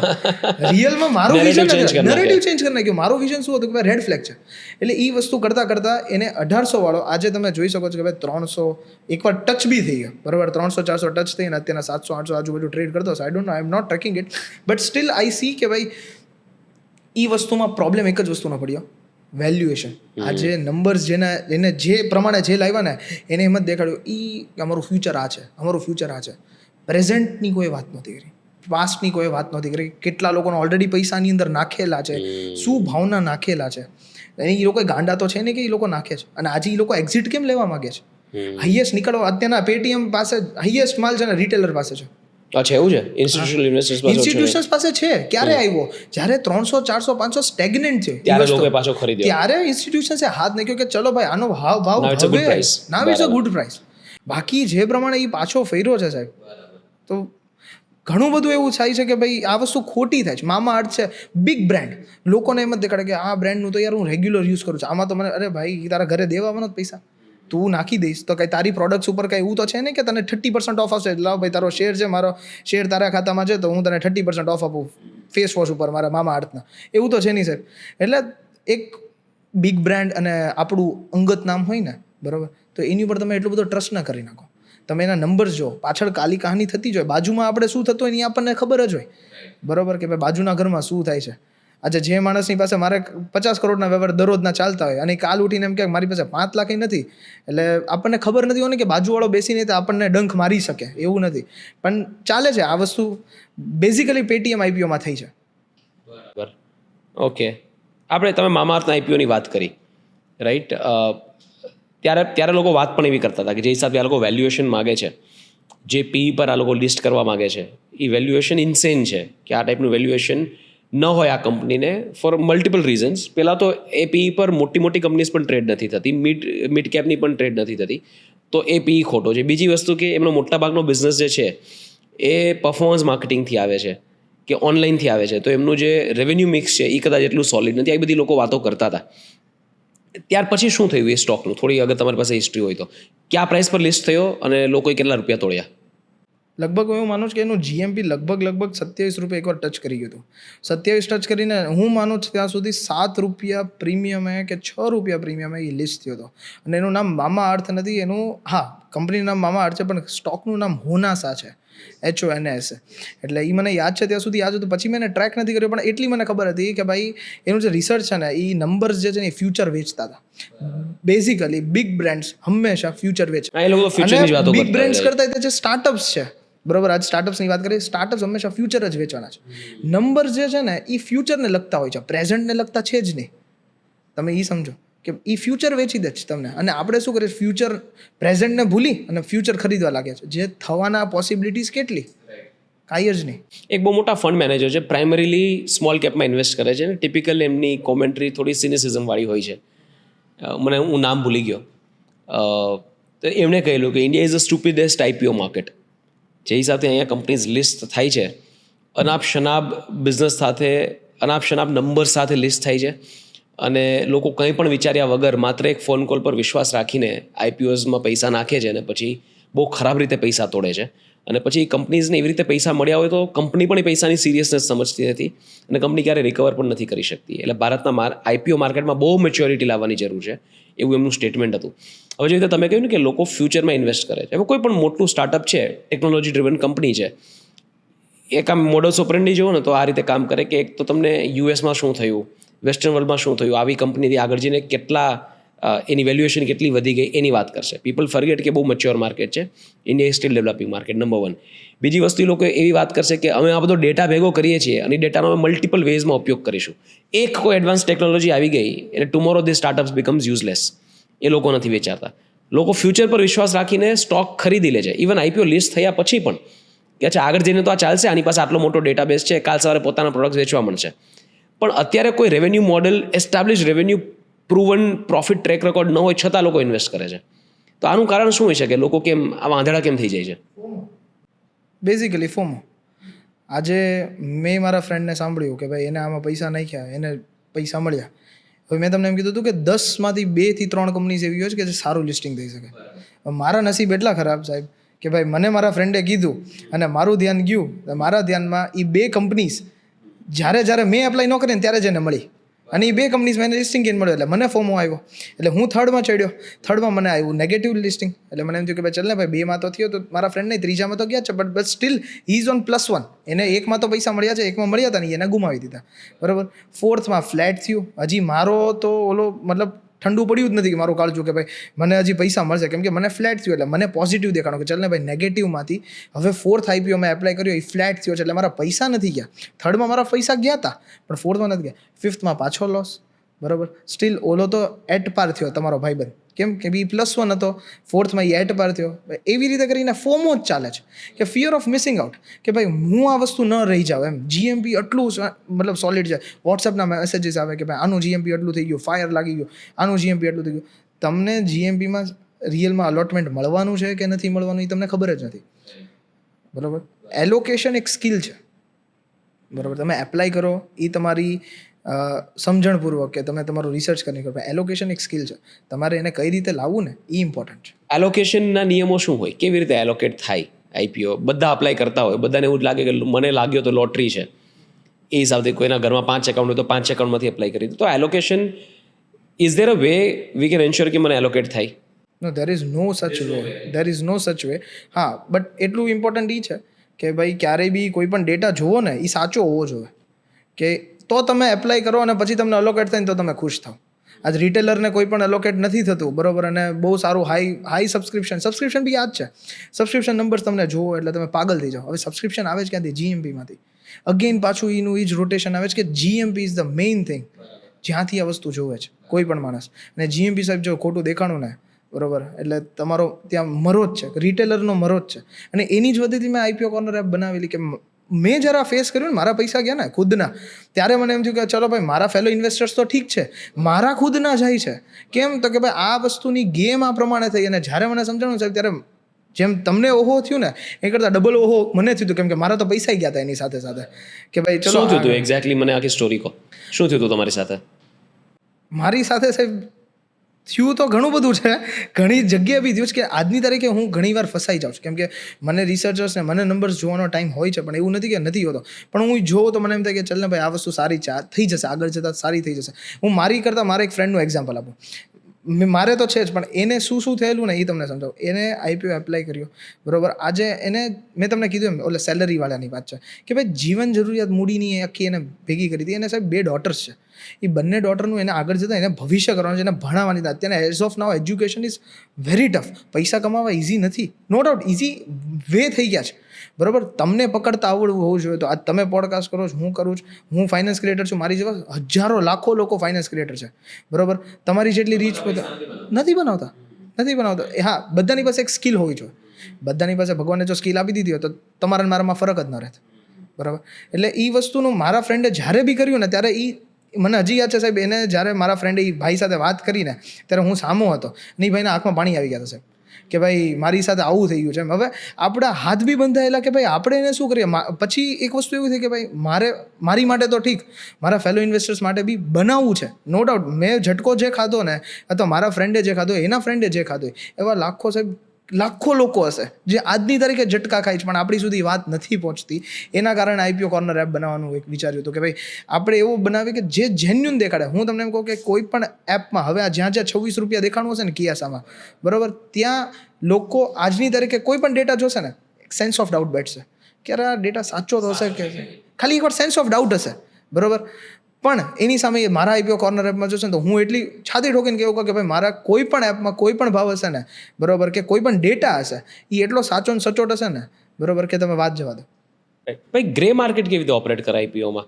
એટલે મેં સાંભળ્યું છે કે તમને એલોકેશન થાય એ પહેલાં તો તમે વેચી નાખ્યા હોય શેર, રાઈટ? તો એ આખી સ્ટોરી શું છે, કેવી રીતે ગ્રે માર્કેટ ઓપરેટ કરે, થોડું સમજાવો. બેઝિકલી કઈ રીતે હોય છે કે કોઈ પણ આપણે જેમ વાત થઈ કે રિસર્ચરને પ્રીમિયમ દેખાડવાનું હોય તો કે એ રિસર્ચ એમ કે ભાઈ 100 રૂપિયાવાળો 115 રૂપિયાની અત્યારના ફેર વેલ્યુ છે તો 15 રૂપિયા પ્રીમિયમ ચાલે છે. હવે આજે મેં એપ્લાય કરી દીધું, બરાબર, હવે મેં એપ્લાય કરી અને જીએમપી 15 રૂપિયા ચાલે, મને શેર્સ અલોટ થયા.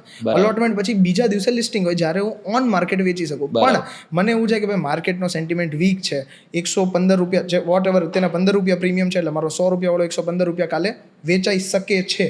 દેર ઇઝ નોટ વેચાશે જ એવું તો છે જ નહીં, બરાબર. એટલે એ વસ્તુ એમ વિચારે કે ભાઈ કાલે આ ઉઠીને 110 રૂપિયા થયો તો મારે તો ખોટા 5 રૂપિયા મારા જતા કરવા પડ્યા. એટલે શું થાય કે માર્કેટમાં એવા લોકો ઊભા હોય છે કે એ લોકો એમ કહે છે કે ભાઈ હું 15 રૂપિયામાં આજે લઈ લઈશ, કેમ કે રિસર્ચરે એને એમ કીધું છે કે this is a very good company, you have to take shares at 115. જે માણસ 115 લે જ ને એ એવું માને છે કે આનું લિસ્ટિંગ કાલે ઉઠીને 125 થશે, બરાબર. એટલે એ એમ કહે છે કે મને અત્યારે સસ્તો મળે છે, એની માટે એ સસ્તો છે. ઓલાને એમ થાય છે કે ભાઈ મને 115 વાળો 110 થઈ ગયો. માર્કેટનું કાંઈ ને કોઈને ખબર નથી, માર્કેટ કોઈ ભગવાન તો છે નહીં, અને માર્કેટ જ તે બધું સમજાવે એમ છે. તો 115 વાળો 110 ના થાય એની માટે ઓલો 115 વાળો એને દઈ દે છે, વેચી દે, બરોબર. લિસ્ટિંગ થાય, હવે લિસ્ટિંગ થયું 125 છે તો પૈસા કોના ખાતામાં આવે છે? જેને આમનામ જેની પાસે શેર્સ અલોટ થયા છે એને 10 રૂપિયા ઓલા ભાઈને દઈ દેવાના, બરાબર. અને બેઝિકલી કદાચ 110 રૂપિયા થયો 115 વાળો તો 5 રૂપિયા ઓલા ભાઈએ આને દઈ દેવાના, બરાબર. ઇટ્સ અ વિન વિન, બંને માટે બંનેના રિસ્ક કવર થાય છે. ઓલા એપ્લાય કર્યું એને એલોકેશન મતલબ સ્કિલથી, તમે સમજો સ્કિલ કે લક જે બી માનો એને સ્કિલથી એને કે લકથી એને વોટ એવર અલોટમેન્ટ આવ્યું તેની માટે લક હતો, એને 10 રૂપિયા મળ્યા, એ ખુશ. ઓલાને 115 વાળો માલ 110માં એને 115માં લેવો જ તો અને 110માં લીધો, એને સ્ક્રીન ઉપર લઈ લીધો, સ્ક્રીન ઉપર વેચી દીધો, બસ આવી રીતે ટ્રેડ થઈ ગયા. બરાબર. એક્સેલન્ટ. મેટિક્યુલસલી સ્ટ્રક્ચર્ડ સિસ્ટમ, તમે પકડી ના શકો કોઈ પણ ને આમાં પકડી ના શકો. હા. અને આ સૌથી વધારે ગુજરાતમાં થતું હશે. Gujarat is the hub for this thing. Can you explain Gujarat કેવી રીતે આઈપીઓ માર્કેટ કંટ્રોલ કરે છે? ગુજરાત આઈપીઓ માર્કેટ નહીં, ગુજરાત સટ્ટો રમે છે બહુ. ગુજરાત આઈપીઓ તો ઠીક, પણ હું તમને એમ કહું કે નાનું શહેર હોય ને એ આખું એસએમઈ માર્કેટ એ આખું ઊભું કરી શકે. ફોર એક્ઝામ્પલ 100 કરોડનો એસએમઈ આઈપીઓ છે, બરાબર. હું ભાવનગરથી છું. હું ભાવનગરમાં મને એમ તમે કહો ને કે આખા ઇન્ડિયામાં મારે ક્યાંયથી એપ્લિકેશન નથી જોતી, 100 કરોડ ભાવનગરમાંથી ઊભા કરી દેવાના છે, આઈપીઓ ભરાવી દેવાનો છે, તો હું વન ટાઈમ આઈપીઓ ભરાવી દઈશ. એટલો પૈસો લોકો આઈપીઓમાં નાખે છે. ભાવનગર પાસે છે એમ નથી કહેતો, ભાવનગર પાસે નો ડાઉટ છે જ, પણ આઈપીઓમાં લોકો આટલો પૈસો નાખવાની તાકાત રાખે છે કે નાનું સિટી ભાવનગર ને તમે અમદાવાદનો કોઈ પણ એક એરિયા હોય ને એટલો તો ભાવનગર છે ખાલી. ભાવનગરનું ખાલી તમે અમદાવાદનું થલતેજ પકડી લો ને, બરોબર સાહેબ, એટલું તો ભાવનગર છે. 20 થી 25 મિનિટમાં એક ખૂણેથી બીજા ખૂણે પહોંચી જાઓ વિધાઉટ એની સિગ્નલ્સ, બરાબર. એ લોકો એક દિવસમાં 100 કરોડ ઊભા કરી લે, કોઈ એક દિવસમાં ઊભા કરી શકે છે. આ ભારતમાં બીજે ક્યાંય પોસિબલ નથી, નહીં થાય, ક્યારેય નહીં થાય, કેમ કે આપણે ગુજરાતીઓના સાહેબ ડીએનએમાં આજે ચાને ખાખરો હારે છે ને એફડીની વાતો નથી થતી, ચાને ખાખરો હારે પૈસા કેમ બનાવવાની વાત થાય છે. આપણે પૈસા લોક કરવામાં નથી, હા નો ડાઉટ એક સેવિંગ્સ હોવું જોઈએ, તમે એ કરી નાખ્યો, પણ આપણે પૈસાને કેમ વાપરવાને અને પૈસાને કેમ પોતે પૈસા કેમ બનાવે ને એ આપણે જોતા હોઈએ. આજે આપણામાં એવું જોઈએ કે ભાઈ 55 વર્ષે તે આપણા પપ્પા હજી કામ કરે છે અને 45 જેટલું કરતા ને એનાથી વધારે કરવાની તાકાત રાખે છે કે મારે હવે 45 પછી હું ગ્રો કર્યો 55 તો મારે હજી સારું કરવું ને હજી મોટું કરવું છે. જ્યારે તમે નોર્થ કે સાઉથ કે ક્યાંય બાજુ જશો ને 45 પછી 55 લોકો ડિગ્રેડ થાય છે કે ભાઈ કાંઈ વાંધો નહીં, એટલું બની ગયું જ ને, હવે મારા છોકરાઓ કરશે એમ. પણ એ આપણે ગુજરાતીમાં ધંધો છે સાહેબ. રાજકોટમાં સટ્ટા કેવા રમાય ને આપણું મગજ કામ ન કરે. આથી ઘણા વર્ષો પહેલાં એવું સાંભળ્યું હતું, મતલબ મારા એક અંકલ છે, એને તો નજરે જોયેલું છે કે બે ભાઈઓ છે, બરાબર, બે મતલબ સગા ભાઈઓ, કઝિન નહીં પણ બે ભાઈ છે. એ બે ભાઈઓમાંથી એક જણ અંકલને ઓળખતું હતું એટલે એની સાથે ઊભું હતું અને સાહેબ સટ્ટો રમવો છે. તો કેવો સટ્ટો રમ્યા તમે? આપણે બેસીએ છીએ, આપણે શું સટ્ટો રમવાના? કાંઈ નહીં કે ભાઈ અત્યારના કાંઈ છે નહીં તો શેની પર કાંઈ મેચ વેચ ચાલતી હોય તો છેલ્લે એ તમે કાળા ધોળા કરીને મેચ ઉપર સટ્ટો મારી દો કે ભાઈ શેર બજાર ઉપર સટ્ટો મારી દો. તો હું તમને બે વાત કરીશ. એક આ તમે રાજકોટની કાઢો, હું તમને રાજકોટનું કહું. સાહેબ ચપ્પલ હોય ને, ચપ્પલ, એ ચપ્પલને હવામાં ઉછાળવાનો, ઊંધું પડે તો 25,000 તારા અને ચત્તું પડે તો 25,000 મારે. બરાબર. એ સટ્ટો રમાય. આવું રિયલમાં થયેલું? રિયલમાં મારા અંકલની સામે થયેલું છે. આ સટ્ટો નો લેવલ છે સાહેબ કે 25,000 નો ખાલી ચપ્પલ ઉડાડે છે રાજકોટ. ચપ્પલ જેવી વસ્તુ 25,000 લગાડી દેતા હોય તો કંપની જેવી વસ્તુ લોકો કેટલા લગાડી શકે? એટલે રાજકોટ તો સાહેબ છે સટ્ટા બજાર. પહેલાં એવું હતું કે કલકત્તા અને એ બધાની લાઈન બહુ પાવરફુલ હતી, બરાબર. હવે ધીમે ધીમે કલકત્તાની બધું બહુ ડિગ્રેડ થતું જાય છે કે ભાઈ ત્યાં એટલું બધું હવે રહ્યું નથી. બધા ધીમે ધીમે દિલ્હી, બોમ્બે અને એમ બધે આવી જાય છે. પણ ગુજરાત એવી છે કે તમે ગુજરાતમાં એ એમ જ વિચારે કે મને વ્યાજ કરતાં વધારે પૈસા છૂટે છે એટલે મારી માટે સારું, પછી હું રાખું ન રાખું એ બધું મારી ઉપર છે. હું વેચી જ દઈશ એ વસ્તુ. વ્યાજ મને 1%, આજે હું બેંકમાં મૂકું તો મને 1% મળે છે. એક્ઝામ્પલ કે હું માર્કેટમાં કોઈ પણને ઓફલોડ કરું કે ભાઈ મેં તને ઉધાર આપ્યો તો 1% અત્યારના ચેકનો મળે છે, તો 1%ની જગ્યાએ મને આની અંદરથી 2%નું વળતર મળે છે, તો મારી માટે આ ધંધો સાચો છે. બાકી હું આ ક્યાંક ખોટું કરું છું, કાં હું આ ધંધામાં નથી. અને સાહેબ હવે આપણે વાત કરીએ સુરતની, તો સુરતમાં સાહેબ એવું બી એક મેં કિસ્સો સાંભળેલો છે, રિયલમાં થયો જશે કેમ કે જે માણસે કીધું ને બહુ સચોટ માણસ છે ને એક્સપિરિયન્સ માણસ છે. સાહેબ એકવાર બધા રાત પડે ને બધા બેસ્યા હતા, બધા બ્રોકર જ હતા અને બધાની પાસે બોલ્ટ અને નાના મોટો બધાને પોતપોતાના છેડા, બોમ્બે ને એમ.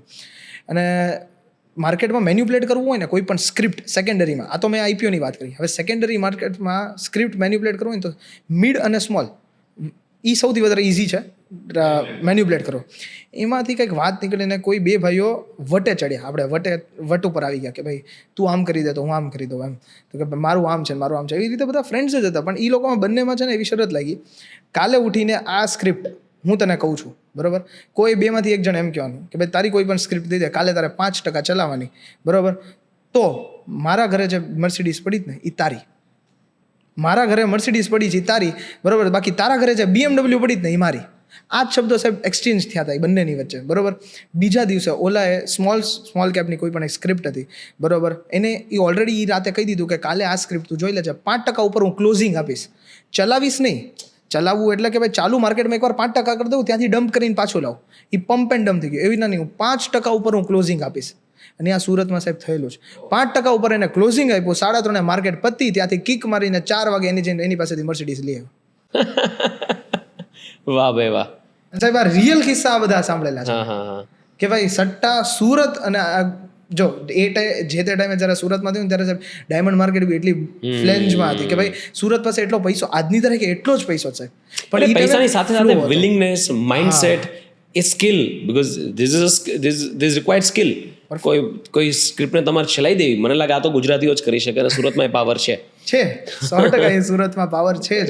અને પૈસા એ સાહેબ ખૂબ જ છે.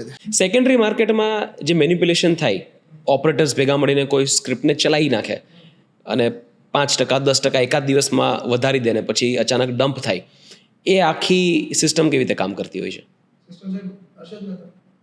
થોડું સમજાવો ને, જે સાવ સામાન્ય માણસો જેને ખબર નથી ઓપરેટર્સ કેવી રીતે કામ કરે, એને સમજાવો કે સ્ટોક્સને પંપ કરીને ડમ્પ કેવી રીતે કરે લોકો. ઓપરેટર્સ બેઝિકલી સાહેબ જો હર્ષદ મહેતાના ટાઈમે 2 વસ્તુ હતી. એક તો જે લૂપહોલ હતો ને એને પકડી લીધો હતો, એના કારણે એને 14 દિવસ પૈસા વાપરવા મળતા હતા. એ 14 દિવસમાં એ છે ને કોઈ પણ એક સ્ટોકમાં સર્કિટ લગાડી દે, બરોબર, આજે બાયર સર્કિટ. હવે આપણે હર્ષદ મહેતાનું આપણે એક્ઝામ્પલ અત્યારે એટલે ન લઈ શકીએ કેમ કે લૂપહોલ નથી. હવે આપણે કોઈ એવી રીતે પકડીએ કે સેકન્ડરી માર્કેટમાં કોઈ સ્મોલ કેપની જગ્યાએ આપણે એસએમઈ પકડી લઈએ, ચલો, બરોબર. એસએમઈનો ભાવ તમે ચાલતો હતો 100 રૂપિયા. હવે મેં આપણે જેમ વાત કન્ટિન્યુ કરતા હતા કે ભાઈ 100 રૂપિયાવાળો 60 રૂપિયા સેટલ થયો હતો, બરોબર, ડિસ્કાઉન્ટમાં કોઈકની સાથે કે ભાઈ હું 60 રૂપિયામાં આઈપીઓ લાવીશ, એટલે રિયલમાં એ 100 રૂપિયાવાળી વસ્તુ તો કંઈ હતી જ નહીં. એ આવતો ધીમે ધીમે 60 રૂપિયા આવ્યો. હવે જે માણસ પોતે ન વેચી શકે, બરોબર, એની પાસે 100 રૂપિયાનો એક લોટ પડ્યો છે કે વોટ એવર XYZ 1000 શેર પડ્યા છે માની લો, હવે 60 રૂપિયા આવ્યો, 40 રૂપિયા આવ્યો, 20 રૂપિયા આવ્યો. હવે ઓપરેટરે હાથમાં લીધો સ્ટોક, એને પૈસા મળ્યા કે ભાઈ હું તને 5 CR આપું છું, મારો સ્ટોક આ તારે ઓફલોડ કરવાનો છે, બરાબર. કેમ કે જે પ્રમોટર હોય એને બધો જ માલ પોતાનો ઓફલોડ નહીં કર્યો હોય, એને હજી ઓફલોડ કરવો છે એની પાસે જે છે એ, બરાબર. તો એ પોતાનો માલ ઓફલોડ કરે ને સાહેબ, ત્યારે એ એમ કે ભાઈ હવે 60 હું ઓફલોડ કરવા જઈશ ને તો ઓલરેડી સેલર જ લાગે, તો મારો માલ નહીં વેચાય. હવે 20 આવ્યો ને હું તને 5 કરોડ આપું છું, મારી પાસે ઓલરેડી 25 કરોડનો માલ છે, એ મારે ઓફલોડ કરવો છે, બરાબર. એટલે ખર્ચો કેટલો થયો સાહેબ? 5 કરોડ. એને મળશે કેટલા? 20 કરોડ. 25માંથી 20 કરોડનો માલ.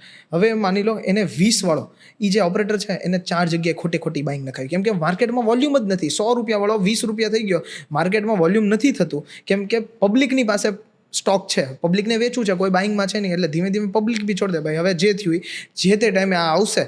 મેં 20 રૂપિયા માટે હું કાંઈ પાછો ઝીરો તો અત્યારના વેચીશ નહીં, કેમ કે 20 જ રૂપિયા મારા બાકી રહે ઝીરો થવામાં, બરાબર. એટલે 100 રૂપિયા આવે ત્યારે હું ભવિષ્યમાં વિચારીશ. હવે એ વસ્તુ એ ટ્રેક કરતો હોય છે, એટલે શું કરે, 5 જગ્યાથી બાઇંગ નખાવડાવે. 5 જગ્યાથી બાઇંગ નખાવડાવ્યું, 20માં તું 21માં લે, 22માં લે, 23માં લે, 24માં લે. રિયલમાં કોઈ સેલર્સ નથી, રિયલમાં કોઈ સેલર્સ નથી. કેમ કે જે માણસ રિટેલર છે ને એનો માઇન્ડસેટ શું છે કે ભાઈ હવે આ ધીમે ધીમે ચાલશે. 20 વાળો પહેલા દિવસે સર્કિટ મળે, બરાબર. 20 વાળો 25 કર્યો, 25 વાળો 30 કર્યો, 35, 37, 40, 45, 50, એવી રીતે કરીને 3-4 દિવસ 5 દિવસ એવી રીતના સર્કિટ મરાવડાવે. નો ડાઉટ થોડું ઘણું જે બી વોલ્યુમ થાય એ ઓલાને તો 5 કરોડ સાહેબ મળ્યા જ છે. 5 કરોડનો માલ આખો નથી આવી જવાનો એની પાસે, નો જ આવે ને, કેમ કે રિટેલરની સાયકોલોજી છે. રિટેલરની સાયકોલોજી શું છે? હા, જે કોઈ એવા બહુ તગડા હોય કે ભાઈ ચલો હવે 40 આવી ગયો ને, ભલે મારા 60 તો 60 જાય ને, 20 80 જતા હતા એની જગ્યાએ મારા હવે 60 જાય, મને ચાલશે, હું આપી દઉં. તો એ વધીને લાખ 1.5 લાખ રૂપિયાનો માલ થયો સાહેબ. એ 5 કરોડની સામે એને એ ચણા મમરા દેખાતા હોય, બરાબર. એટલે આ બાજુ એ પંપ એન્ડ ડમ થાય, પંપ થાય 50 થયો એટલે હવે એવા નવા આવે કે ભાઈ ચલો આ ઇશ્યુ 100 રૂપિયા વાળો 20 થયો ને હવે 40 થયો, હવે આનામાં કરંટ આવ્યો છે, બરાબર. એટલે નવા લોકો જોડાય, પ્લસ જે જૂના રિટેલર્સ હતા જે એક્ઝિટ નથી થયા એ લોકો એમ કહે છે કે ભાઈ જો હું એવરેજ કરી નાખું ને કે ભાઈ મારો 60 હવે આવી જાય ને તો મારું પછી એવરેજ આ બાજુ 80 ની બેસી જશે એમ. એટલે જે તે ટાઈમે મારે 82-83 આવે ને, ભલે 100 નો જાય, 82-83 અંદર હું વેચી નાખું, બરાબર. બેઝિકલી આ જ છે. એમાં ને એમાં પાછો 60 બધા લોકો લેવા માંડે. આ બાજુ પોતાનો માલ પ્રમોટર જ વેચતો હોય ધીમે ધીમે. એને 5 કરોડ આપી દીધા, એને 20 કરોડ મળી ગયા, ભાઈઓ પતી ગયું. આ તો મોટા સ્ટોક્સમાં પણ થતું જ હશે ને, મિડ કેપ લેવલની કંપનીમાં પણ આવતો થતું હશે. ચલો આપણે વાત સુરત વાળી જે વાત હતી એ 5% ચાલ્યું કઈ રીતે, પછી એને જ્યાં એને માલ લીધો છે તો એને કંઈક ઓફલોડ તો કરવો પડે ને. એ ઓફલોડ કરવાની એ લોકોની સિસ્ટમ હોય જ છે. આ એસએમઈની મને ખબર છે કે એસએમઈમાં આ વસ્તુ થઈ શકે છે, અને આ જ વસ્તુ સેમ પેટર્ન આમાં બી થાય. ત્યાં વધારે ફંડ લઈને, ત્યાં હજારો કરોડોનું ફંડ લઈને લોકો બેઠા હોય. એટલે કોઈ સ્મોલ કેપની કોઈ સ્ક્રિપ્ટને ચલાવી હોય, સ્મોલ કેપના કોઈ સ્ટોકને ચલાવવો હોય, 2-3 દિવસ સતત સર્કિટ મરાવી હોય, કેટલા રૂપિયા લઈને માણસોએ બેસવું પડે? Depends upon your size of the stock. કોઈ કે હાથમાં લીધી અને એમ કે મારે હવે ચલાવ છે, 5 જગ્યાથી બાઇંગ ખવડાવશે, 5 જગ્યાએ માર્જિન મોકલશે. હું તને કરોડનું માર્જિન મોકલું, તું 5 કરોડનો માલ લે, તારી પાસે કરોડનો માલ નહીં આવે. તારી પાસે કરોડનો માલ નહીં આવે, જે દિવસે તારી પાસે કરોડનો માલ તું બાઇંગ કાઢી નાખશે. હવે કરોડનો માલ લેવા માટે સાહેબ એ દરેક ભાવે બાઇંગ નાખશે, એક ભાવે બાઇંગ નહીં નાખે. એ 2 રૂપિયામાં, 5 રૂપિયામાં, 15 રૂપિયામાં, 20 રૂપિયામાં, 25 રૂપિયા સુધી માલ નાખશે. એને માલ આવશે ત્યારે 25 આવશે, ત્યારે એની આ બાજુની બધી જ લિમિટ આમનામ પડી હશે. અને રિટેલર જે છે ને એ 30, 35, 40 ચડશે, કેમ કે એને 25માં માલ વેચી દીધો, અને પછી જો સ્ટોક ચાલે અને પછી શું નામ આવે, આપણી ઘરની કંપની છે, આપણી કંપની છે, બરાબર. મેં આ જોયેલી છે, હું આના પ્રોડક્ટ્સ યુઝ કરું છું, આને દરરોજ પેકેટ ખાઉં છું આના, બરાબર. એટલે પાછું એ ચાલે. ઓપરેટર્સ જે હિસાબથી સ્ટોક્સને ચલાવતા હોય, આપણે ઘણું બધું સાંભળતા હોય કે 4-5 ઓપરેટર્સ આવ્યા, આ સ્ટોકને 5માંથી 50 લઈ ગયા, અને પછી રિટેલ ઇન્વેસ્ટર્સ આવી ગયા, ઓપરેટર્સ એમાંથી નીકળી ગયા. એટલે બેઝિકલી જે ઓપરેટર્સ કોઈ સ્ટોકને પંપ કરીને પછી છેલ્લે ડમ્પ કરે ને એમાં જે રિટેલ ઇન્વેસ્ટર્સ ફસાઈ જાય, એ આખી મોડસ ઓપરેન્ડી કેવી રીતે કામ કરતી હોય એ સમજાવો. સો મોડસ ઓપરેટિંગ આપણે કોઈ રિસન્ટ, હું તમને એમ કહી શકું કે એક્ઝામ્પલ લેવું તો ગુજરાતની કોઈ નમકીન કંપની છે, બરાબર, જે ટૂંકમાં લિસ્ટેડ બી છે. તો એનો કોઈ કે હાથ ઉપર કામ લીધું હતું હમણાં જ રિસન્ટલી, લગભગ વર્ષેક જેવી વાત થઈ ગઈ આ વસ્તુને.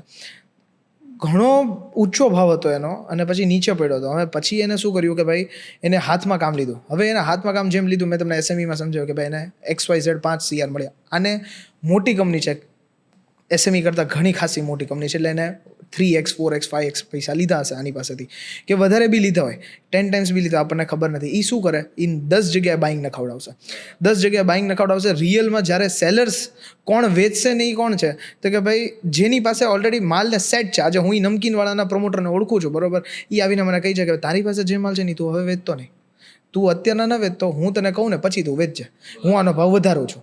હવે રિયલમાં જે વેચવાવાળા છે એ કોણ છે? તો કે ભાઈ રિટેલર્સ હંમેશા જેમ જેમ આગળ જશે એવી રીતે ધીમે ધીમે પોતાનો માલ જેને વેચવો હશે એ વેચશે, નહીં વેચવો એ નહીં વેચે. હવે ફોર એક્ઝામ્પલ 20 રૂપિયાવાળો સ્ટોક, બરોબર, આજે 122 રૂપિયા હતો ને 20 રૂપિયાવાળો સ્ટોક હવે પાછો 50-60 થઈ ગયો. 50-60 થતાં જે માણસે વેચ્યો છે ને હવે બે પબ્લિક આની અંદર એન્ટર થશે. એક પ્રમોટર પહેલાં તો મને કહી દેશે કે ભાઈ હવે તું તારો માલ ધીમે ધીમે ઓફલોડ કરવા મંડ માર્કેટમાં. એટલું ફાસ્ટ નહીં કરતો કે લોકોને દેખાઈ જાય, ધીમે ધીમે ઓફલોડ કર. તું 45થી વેચવાનું શરૂ કર ને 60 વેચી દે બધું ધીમેથી. બીજી વસ્તુ, હવે આમાં 2 જણા ઇન્વોલ્વ થશે. સૌથી પહેલો ઇન્વોલ્વ થવાવાળું કારણ છે જે રિટેલર્સ છે, કે જે પબ્લિક છે, જે કોમન પબ્લિક છે, જેને 40 વેચી દીધો છે. હવે એને એમ થાય છે કે ભાઈ આ વસ્તુ તો હવે સારી ચાલે છે, આના રિઝલ્ટ સારા આવે છે, આના ન્યૂઝ સારા આવે છે, આના આટલી ઓર્ડર બુક મળી. એવા ન્યુમરસ બોગસ, આપણે જે ન્યૂઝ કહી શકીએ, ન્યુમરસ બોગસ ન્યૂઝ.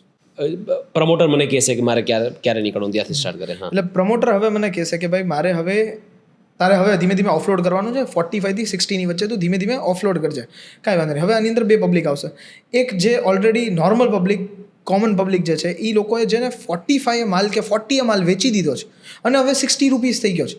હવે રિયલમાં શું થયું હતું કે ભાઈ 40 ને 60 ની વચ્ચે ન્યૂઝ આવ્યા કે ભાઈ આને કંપનીને આટલી ઓર્ડર બુક મળી છે, કંપનીનું એક્સપાન્શન થાય છે, કંપની નવો પ્લાન્ટ નાખે છે, કંપનીના લોનના રીપેમેન્ટ થઈ ગયા છે, XYZ ન્યુમરસ બોગસ ન્યૂઝ જે આપણે કહી શકીએ, બરાબર. ન્યુમરસ બોગસ ન્યૂઝ પબ્લિકમાં ફેલાય.